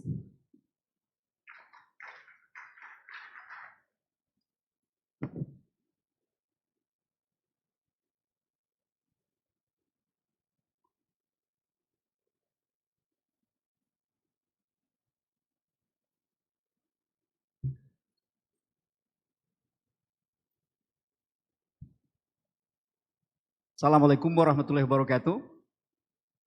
Good afternoon, ladies and gentlemen. Let me introduce myself. I'm Zulprianto. I'm from here, from the University Andalas, from the Faculty of Humanities. I will be your moderator for this afternoon session. Would like to introduce our speakers for these plenary sessions. The first one, I would like to invite Professor Dr. Ahmad Sapuan bin Rashid. Please join me on the stage, Professor. And our second speaker, please welcome Bapak Dodi Virgo Sinaga. Please join me on stage as well, Pak Dodi. I would like to introduce our first speaker, Professor Sapuan. He obtained his PhD degree in geotechnical engineering from the University of Sheffield in 2011 with the Malaysia Scholarship. He is currently a professor and the Deputy Dean for the Faculty of Civil Engineering, University Technology, Malaysia. He is also a fellow of Center of Tropical Geoengineering, providing research and consultations to work on geological and geotechnical engineering for the tropical area. He has his major research area includes soil mechanics. He has published more than, I think it is 100 referred journals, which you can easily search on the internet. So our second speaker is Bapak Dodi Virgo Sinaga. He is from the Ministry of National Development Planning Agency, Bappenas, as we say it in Indonesia.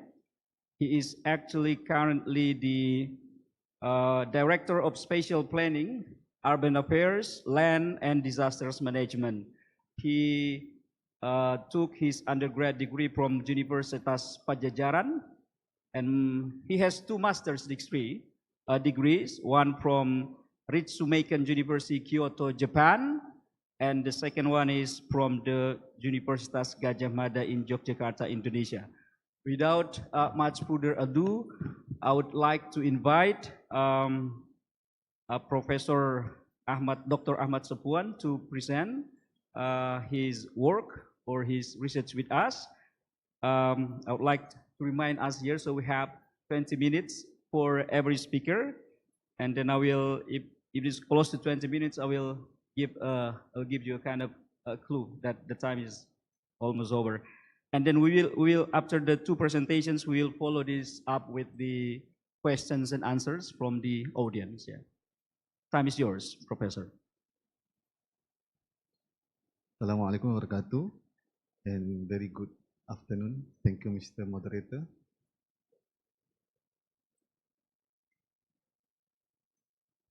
Okay, first of all, I would like to thank to the organizer for inviting me. This is my third time represent UTM as the keynote for the ICDMM 2025.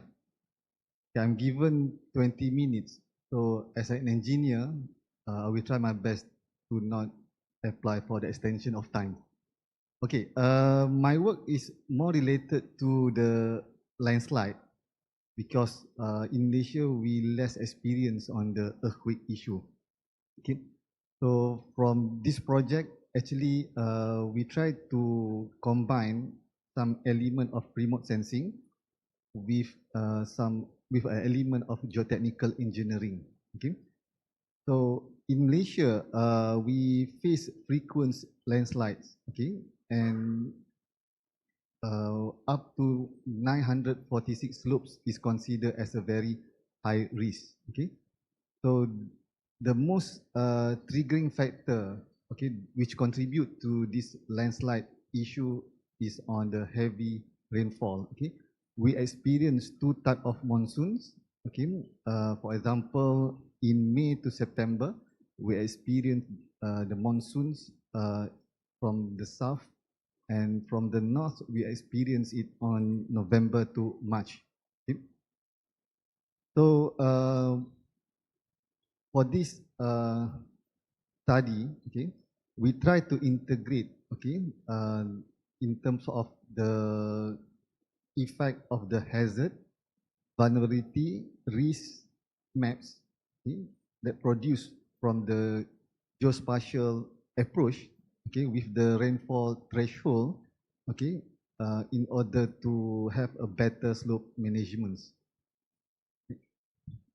Okay, so just a very brief introductions on the terms, the meanings of the several terms which is related to the landslides maps. Okay, we have four types of maps. Okay, which is the first one is the susceptibility maps.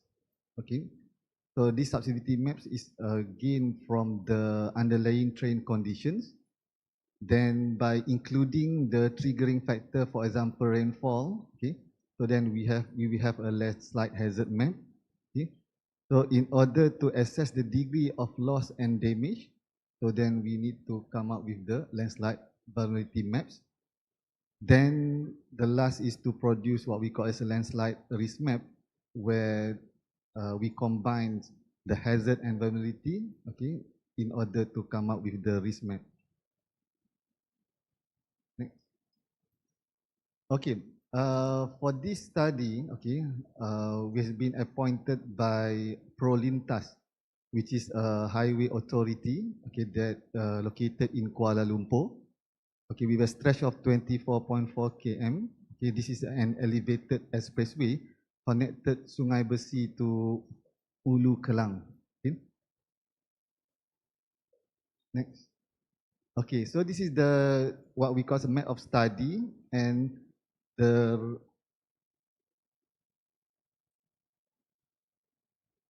sorry.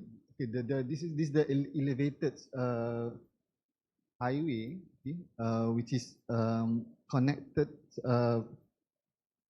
We have that have a 14 interchange, okay, that reach over 60 residence area and connect to major highway in and roads in Kuala Lumpur. Okay, our team consists of several experts. Okay, for example, geotechnical engineer, geologists, geophysics, geodetic experts, geospatial analysis, and also aeronautical engineer. Okay, that we team up together, okay, in order to conduct for this study. Okay, so the methodology that we use, okay, from data collections, then we process the data, come up with the landslide inventory mapping, identify the causal factor. For this case, we use 20 causal factor, then produce the landslide susceptibility and hazard maps, then produce landslide vulnerability and risk map, and the last one is to, once we have identified the area that's prone to the landslide, so then we need to what we call it, install the monitoring systems, then determine the rainfall threshold for this dedicated area. Next. Okay. So this is the source of data that we need to get from several government agencies. Okay. Okay. So then once we receive all the data, so then we need to come do the data processing. Okay, for example, okay, LiDAR, satellite images, and literature review, local authority data, so need to be processed. Okay, next.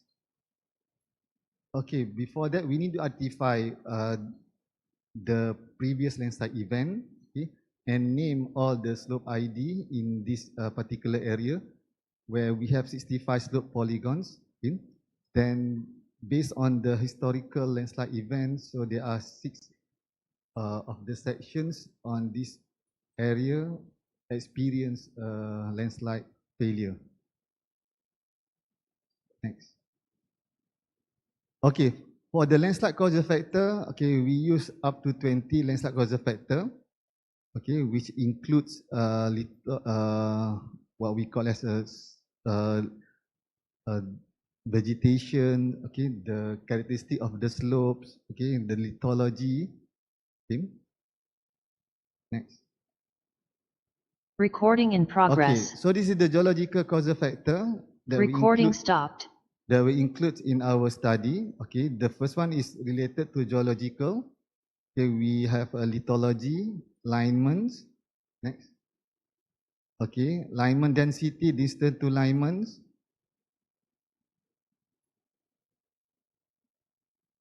Geomorphological causal factor, okay, which is consists of slope gradients, slope curvature. Next. Slope aspect and also soil types. Okay. And the last one is the sediment transport index. Okay. Then for the hydrotopographical, okay,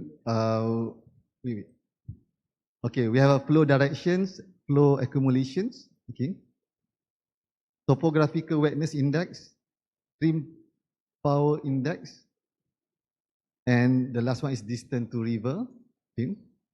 So the last one is the anthropogenic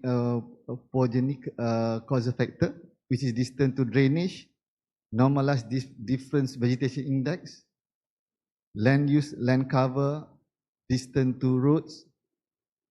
Okay, so once we identify the causal factor, then we go to the landslide triggering factor. Okay. So for Malaysia case, as I mentioned before, that we experience a heavy, some of the time heavy rainfall. So then we use the data from the Department of Irrigation in Indonesia, okay, from their rain gauge stations. Okay, then we identify the extreme daily rainfall and the mean annual rainfall. Okay. So, for example, for the mean annual rainfall, okay, we capture from the total yearly precipitations, while for the extreme daily rainfall, we capture from the 20 hours total rains in a day. Okay. Then we utilize the GIS-based spatial modeling, combining the rainfall data with the environment factor to produce comprehensive landslide hazard map. Means that from the subsidiarity combined with the rainfall, then we produce the hazard maps. Okay. Next. Okay, so this is the what we call as a rainfall stations nearby to our study area, okay, from the DID. So that is why we need to install a new rainfall stations on the study area. Okay. Okay, so this is the what we call the maps for the extreme daily rainfall. Then the right one is the mean annual rainfall. Okay. Okay, this is just to show the flow. Okay, once we identify the slope failure inventory, okay, then we produce the subsidiarity mapping, then include the triggering factor to produce the landslide hazard mapping. Okay, this is the landslide subsidiarity maps, okay, produced from the data from the slopes, geology and land use from the 20 causal factor. Okay.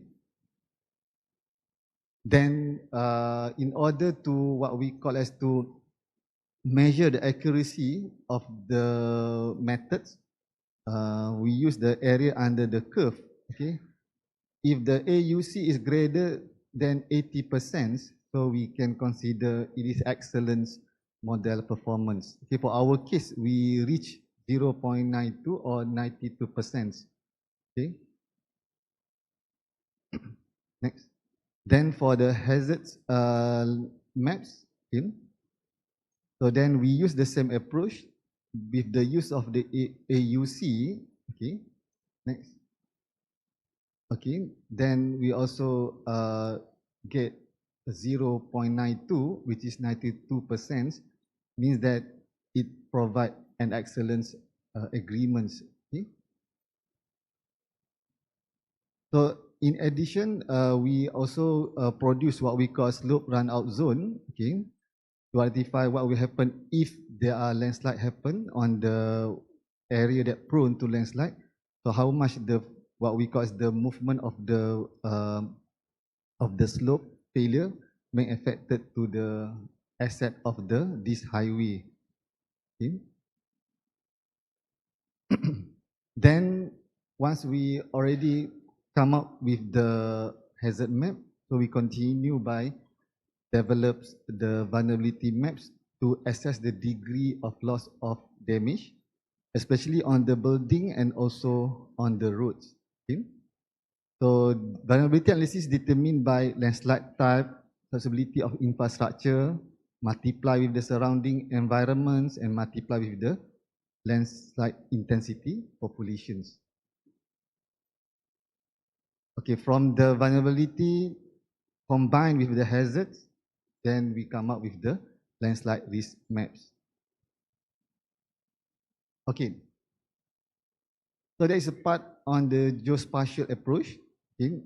Now,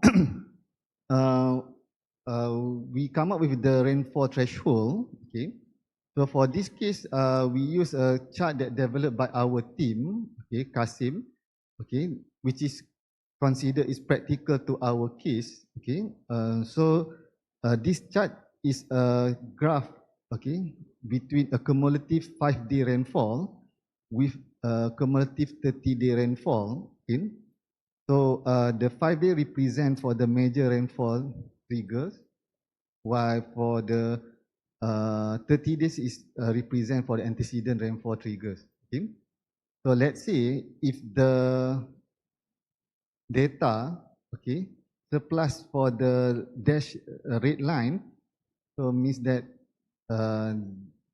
there are major landslide likely happens. Okay, so if between the blue and the red dash line, so we consider as a medium landslide likely to happen. If less than dash line, so it considered as minor landslide likely to happen. Okay. So for this graph, is only applicable for a residual type of landslides. So it's not practical to be used for the rock type of slope. Okay. So then we install what we call as a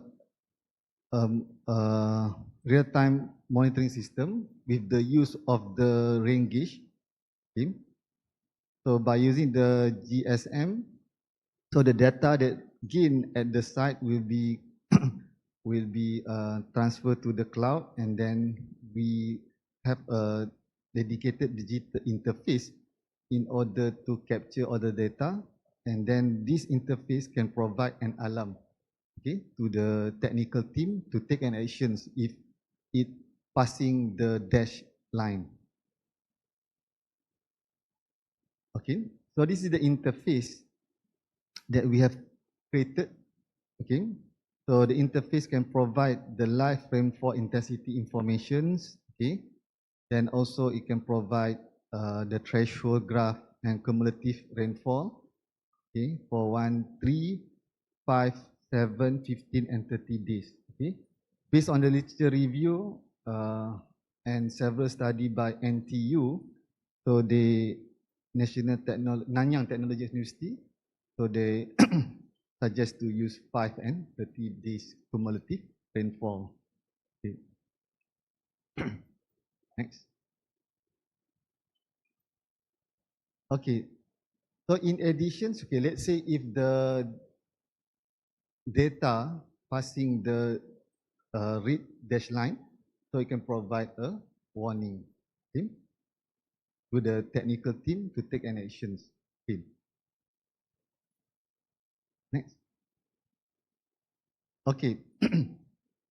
Then we do some observations, okay, within 4 months, okay, to capture the data at the site.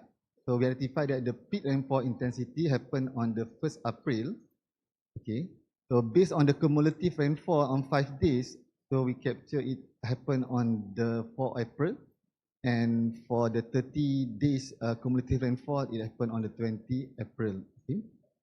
So then we compare with the data that get or the gain from the technical team at this Suke Highway. Okay. Next. Then we identify that most or majority of the shallow soil failure is happening on the April, which is proof that our threshold can be used as a guideline, okay, as you guys a guidance, okay, to identify if there is a movement at the slope structure. Okay. Okay. So my conclusions, okay, yeah, there should be a combinations between the geospatial approach, okay, to identify the prone area, and also with the geotechnical engineering approach to come up with the rainfall threshold modeling. Okay. In order to have a proactive management that can then validate it by using the integrating early warning systems. However, we could not 100% rely on this, what we call as this rainfall intensity approach. Okay. So we should also use any other type of devices. Okay, for example, inclinometer, piezometer, tip meter, soil moisture meter. Okay, to have a very good combinations in terms of what actually happened at the site in order to identify either there is a major or a very minor landslide event. Okay, next. 20 minutes, no extension of time apply. Thank you very much. Thank you very much, Professor Sapuan. We will continue with our second speaker, Pak Dodi. He will be talking about strengthening disaster management planning in facing Sumatra Megathrust hazard. Time is yours, Pak.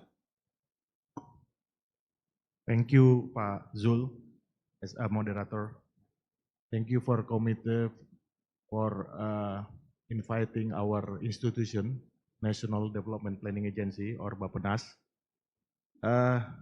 Actually, we are preparing a keynote speech because the invitation asked our invitation to convey keynote speech, but I will try to explain the material, but allow me using bahasa, because most of the participants, I think, most of Indonesia, sorry, but my slow side in English, so you can follow our explanation.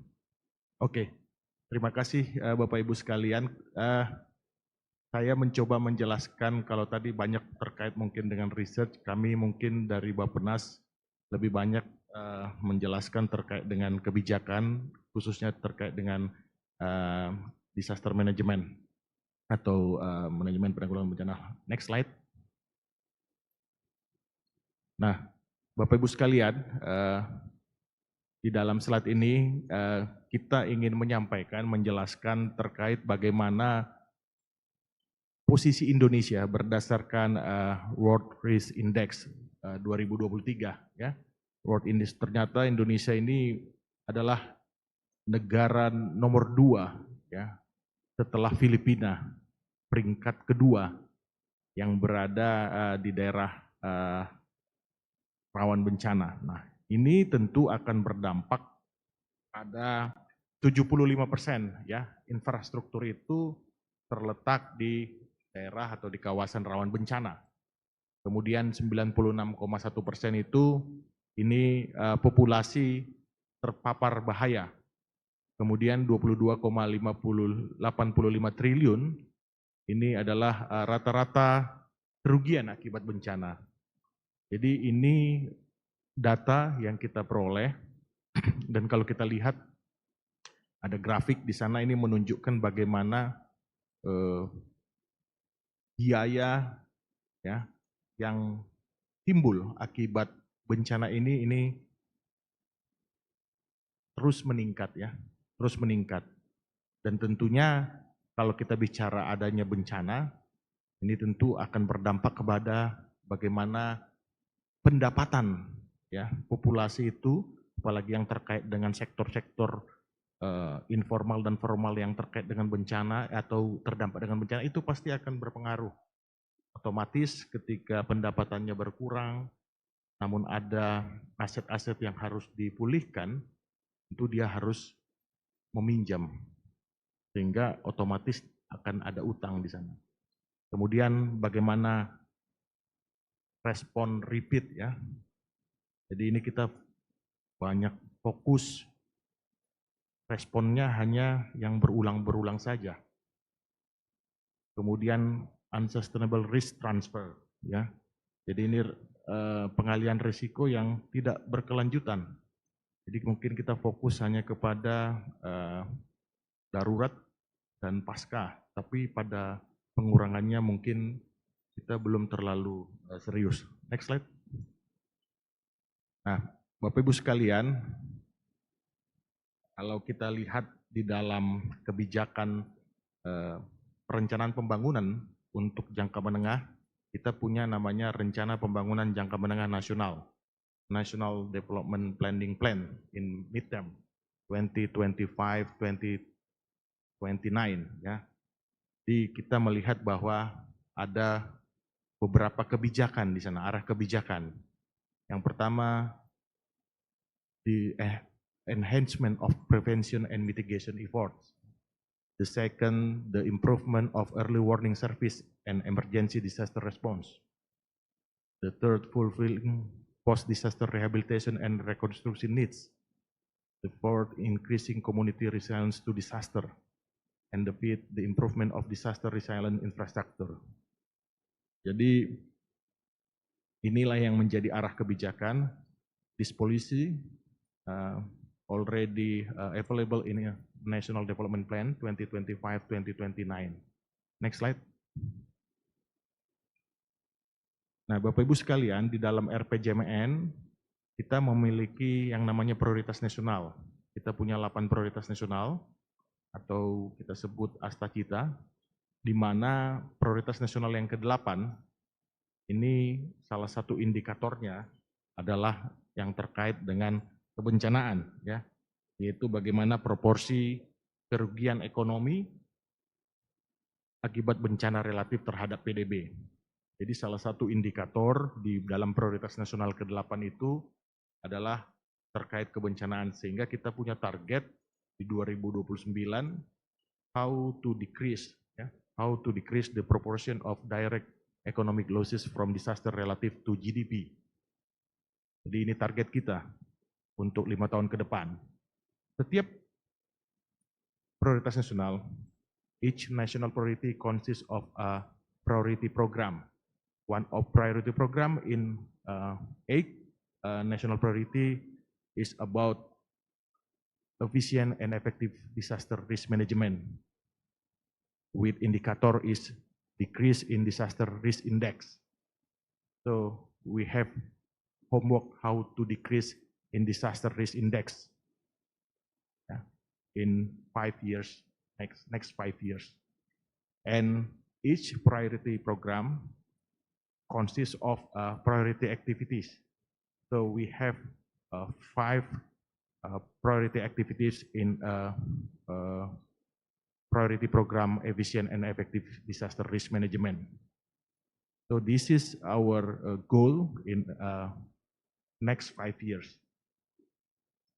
Next slide.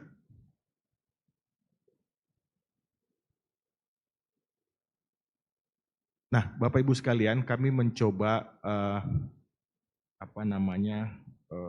karena kita ini berada di Sumatera Barat ya, kita ingin melihat bagaimana sebenarnya Provinsi Sumatera Barat ini ya, West Sumatra Province. West Sumatra Province is located near the Mentawai Pagai Megathrust, which categorized as a seismic gap, thus having a high vulnerability to the megathrust hazard. Jadi kita punya informasi adanya isu ancaman bencana di di Provinsi Sumatera Barat ini. Nah, kalau kita lihat juga indikator-indikator yang seperti tadi kami sampaikan, seperti indeks risiko bencana, ya saat ini ternyata juga ini kategorinya high, ya, high dengan nilai 210,28. Kemudian kalau kita lihat regional capacity index-nya, ya, ini juga masih sedang, ya. Artinya apa? Artinya kita punya PR how to increase the regional capacity index. Ya. Next slide. Nah, Bapak Ibu sekalian, ini hanya ingin menjelaskan bagaimana the importance of integrated planning for disaster management activities. Ya. Dari hulu sampai hilir. Ya. Jadi ini untuk memastikan to ensure that disaster management intervention are effective and integrated activity planning approach that is thematic, holistic, integrative, and spatial is required. Yeah. So we have to decide what is the thematic, holistic, yeah, holistic from the upstream until the downstream. What are the stage? What have to do? And integrative, it's explain about who do, siapa melakukan apa. Jadi artinya ini jelas. Kemudian spatial is about the location. Jadi dalam memastikan satu kegiatan kebencanaan contohnya, mulai dari hulu, mulai bagaimana penilaian disaster risk assessment-nya dilakukan. Kemudian bagaimana mungkin bisa didalami tentang disaster detector installation contohnya. Hingga nanti kita punya bagaimana contohnya infrastruktur mitigasi bencana yang dibutuhkan. Jadi tentunya ini dimulai dari tadi seperti di awal, di hulunya, bagaimana disaster risk assessment dilakukan. Tentu dengan menghasilkan data-data yang benar-benar update dan berkualitas, sehingga infrastruktur yang diperlukan di dalam menangani atau mungkin mengurangi risiko bencana di satu lokasi ini lebih tepat dan benar-benar sesuai dengan apa yang diharapkan. Next slide. Nah, Bapak Ibu sekalian, tentu di dalam merumuskan dan melaksanakan apa tadi yang kami sebutkan itu, ini memerlukan yang namanya kolaborasi. Kolaborasi dari berbagai pihak, ya, dari berbagai pihak, baik dalam perencanaan pembangunan dan penanggulangan bencana. Dan tentunya universitas. Universitas ini tentu diharapkan bagaimana berkontribusi melalui research yang dilakukan, penelitian yang dilakukan, kajian yang dilakukan. Dan ini tentu akan bisa memberikan kontribusi data dan informasi, baik bagi pemerintah maupun stakeholders lainnya dalam merumuskan kebijakan. Ya. Jadi kalau kita melihat bagaimana akademik atau higher education ini provide a scientific basis for disaster management policies. Kemudian bagaimana organize or formal education program relate to disaster management. Kemudian conduct community service through assistance programs to increase public preparedness for disaster. Ini semua harus dilakukan berkolaborasi ya dengan pemerintah. Pemerintah punya tugas how to formulate the direction of strategic disaster management policies in development planning documents. how to determine development priorities to reduce disaster risk, how to form a coordination forum between higher education and government as a platform for technocratic discussion atau collaboration. Yang mana ini semua akan menghasilkan harapannya bagaimana perguruan tinggi ini bisa menghasilkan suatu kebaruan, penelitian kebaruan, khususnya dalam bidang penanggulangan bencana. Ini yang tentu kami harapkan dari kegiatan-kegiatan seperti ini. Tentu banyak hasil-hasil penelitian yang mungkin bisa kita aplikasikan, khususnya mungkin dari pengalaman-pengalaman dari luar negeri atau mungkin dari universitas-universitas lainnya yang bisa mungkin diaplikasikan dan menjadi pelajaran pengalaman baru bisa diterapkan dengan jenis-jenis bencana tertentu di negara kita. Saya pikir itu Pak Sul yang bisa kami sampaikan. Thank you very much.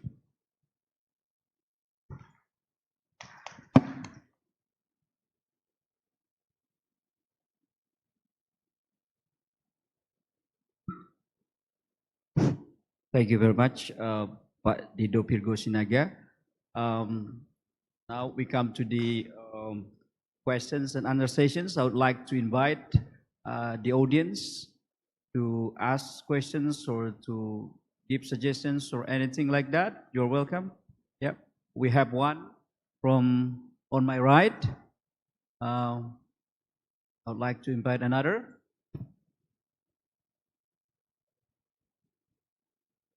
No, maybe we should go on with the first question here while we are waiting for the next questions.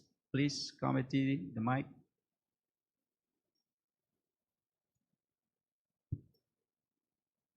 Thank you. Thank you very much for your presentations. They were very interesting. My name's David Goodwins. I used to be the manager of geographic analysis and research in planning in South Australia. I'm now working for Siap Siaga. So one of the challenges that we've always had is sharing of data and information across government agencies to be able to do disaster management, research and mitigation. So I've got a question for both of you. If a university wanted to collaborate and do research and innovation, how would they go about getting spatial information from government in Malaysia? How would they do that in Indonesia? Is it freely available to universities to? Thank you. That's the questions for both of the speakers. Yeah, whether Malaysia do it differently Malaysians from and Indonesians. Indonesia. Yeah. I think we should address that directly. Thank you for the questions, Kim. Based on my very based on my experience, Kim, actually because I'm a lecturer in UTM in Malaysia, so for me it's not very difficult, okay, to get the data from the government agency, as long as we can provide an official letter, okay, in order to get the permissions from the local authority or from the government to share with us, okay, by explaining that the use of the data is for the research and especially for the students, for the postgraduate students to use for their study. So we need to come up with an official letter, okay, in order to get the permission to use the data. And at the same time, we need to acknowledge them, okay, in, for example, in our paper, in our documentations, whatever thesis, okay, so that we acknowledge the data that they share with us. Can I ask, do you have to write to each government agency separately? Yes, based on the one that I share with you. For example, if I want to get the data of the map, so I need to communicate with we call it a JUPEM. Okay? If I want to get the data of the rainfall, so we need to communicate with the Meteorological Department of Malaysia.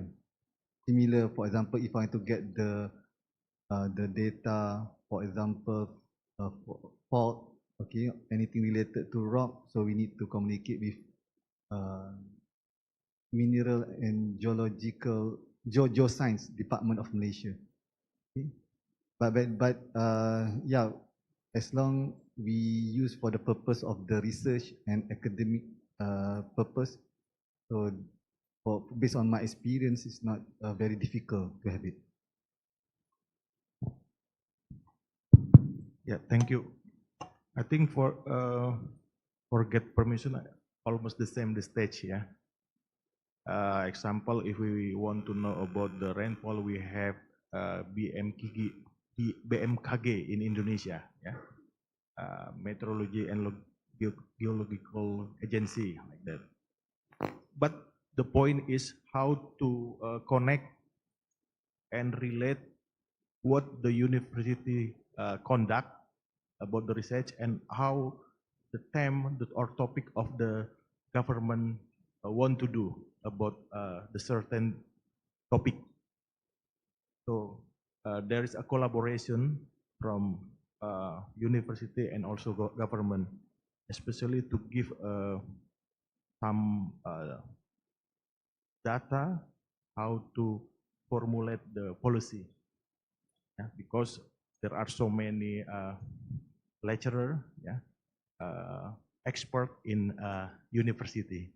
So how we collaborate university and government, of course. Thank you. Thank you. I would like to invite another questions from the audience. Yes, please.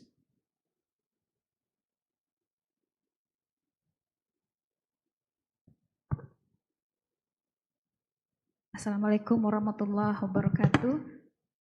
Good afternoon, everyone, and thank you for this opportunity.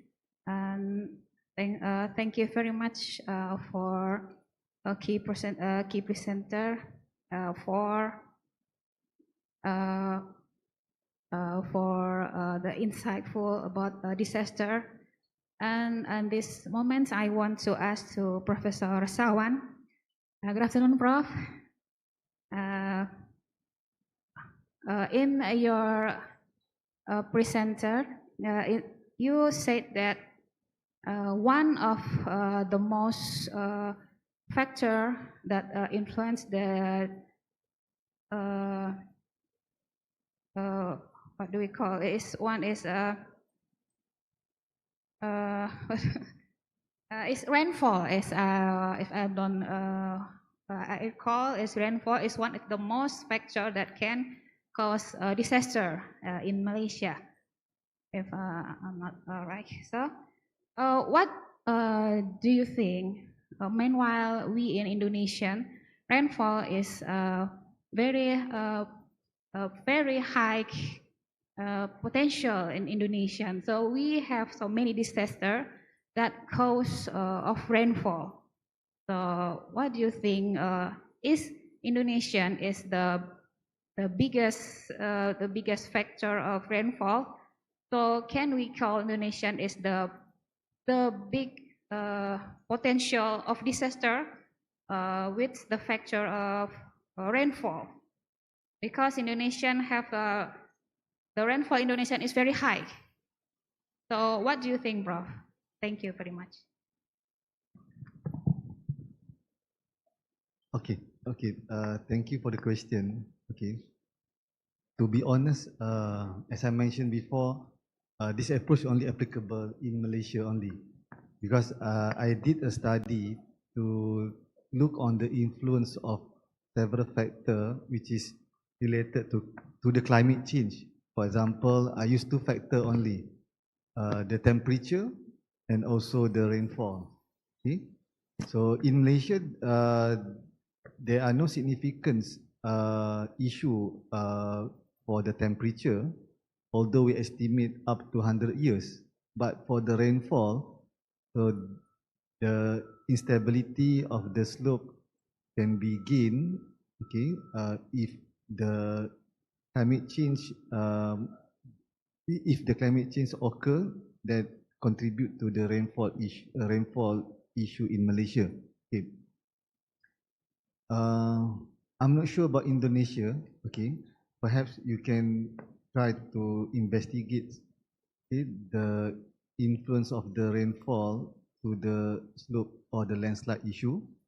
Okay.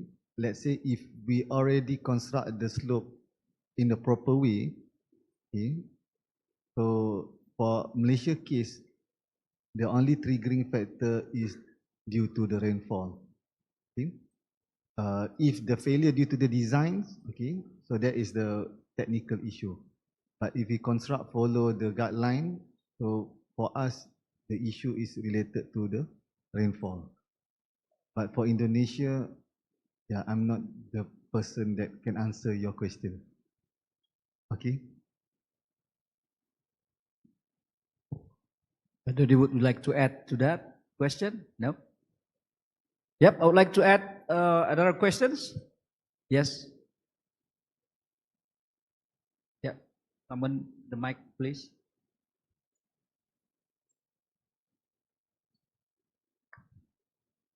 Yes, thank you, Pak Zul.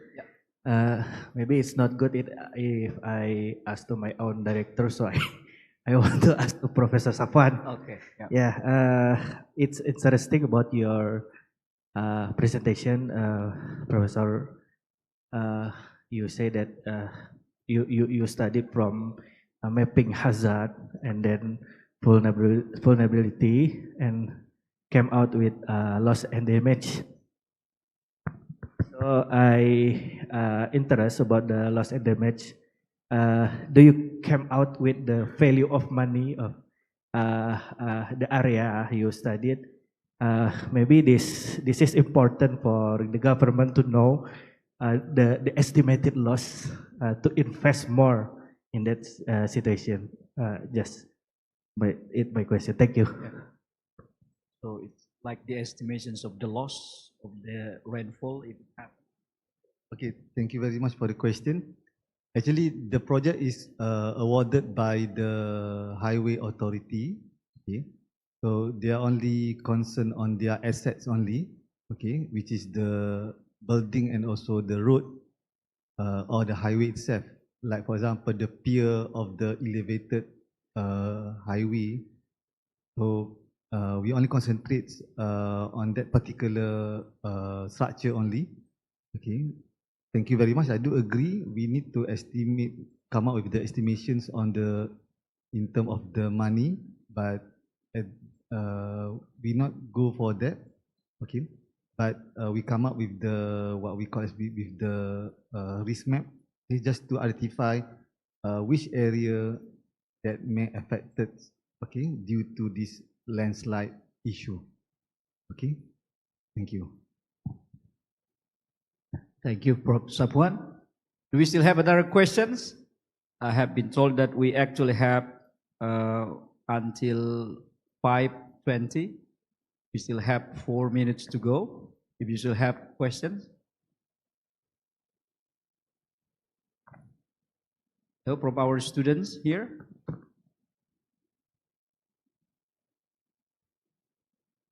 No? Okay. Well, I think that's all for the sessions. Let's give a big applause to our speakers. Thank you for their insights. On behalf of the committee, would like to thank you, both gentlemen, for presenting with us here at the ICDMM 2025. So next, I will hand it over to our Masters of Ceremony. Yeah. Okay. Thank you, moderator. The next is the certificate award.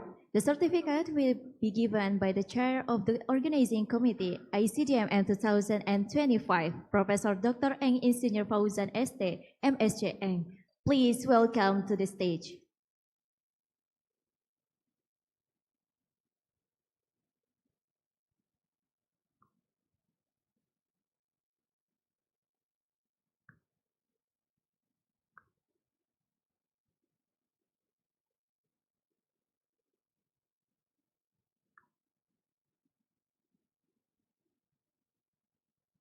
First, certificate will be given to Professor Ahmad Safwan.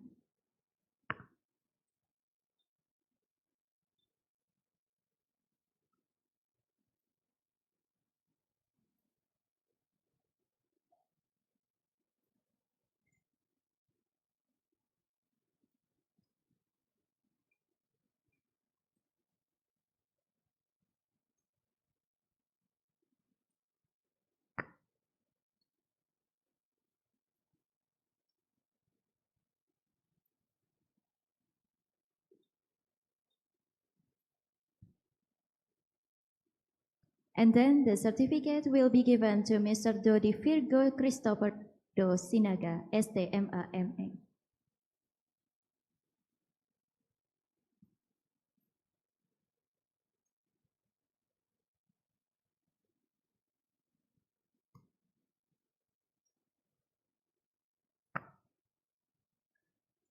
Next, the certificate will be given to Mr. Zoprianto as a moderator.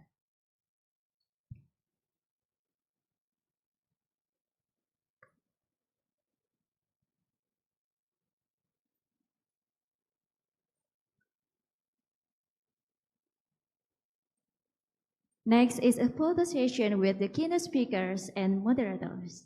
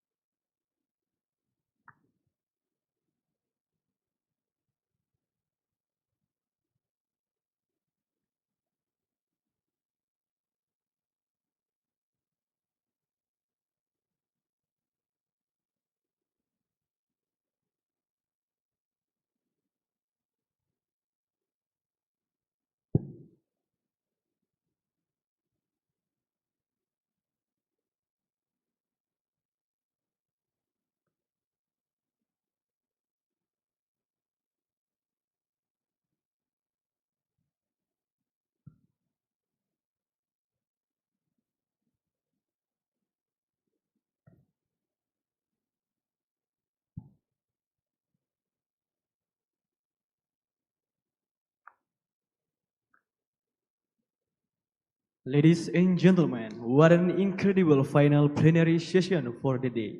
Let's give of applause for our distinguished speakers and our excellent moderator, Mr. Zul Priyanto, for such an enlightening discussion. Ladies and gentlemen, that concludes the agenda for the first day. The plenary session 3 and 4 and the second parallel session will also be held tomorrow. We would like to thank all the keynote speakers, invited guests, moderators, authors, participants, and organizers. See you tomorrow and on the second day. This is your host, Sylvia Rahmadani, and Teguh Cipta Irawadi Hutajulu. Good afternoon and Assalamualaikum warahmatullahi wabarakatuh.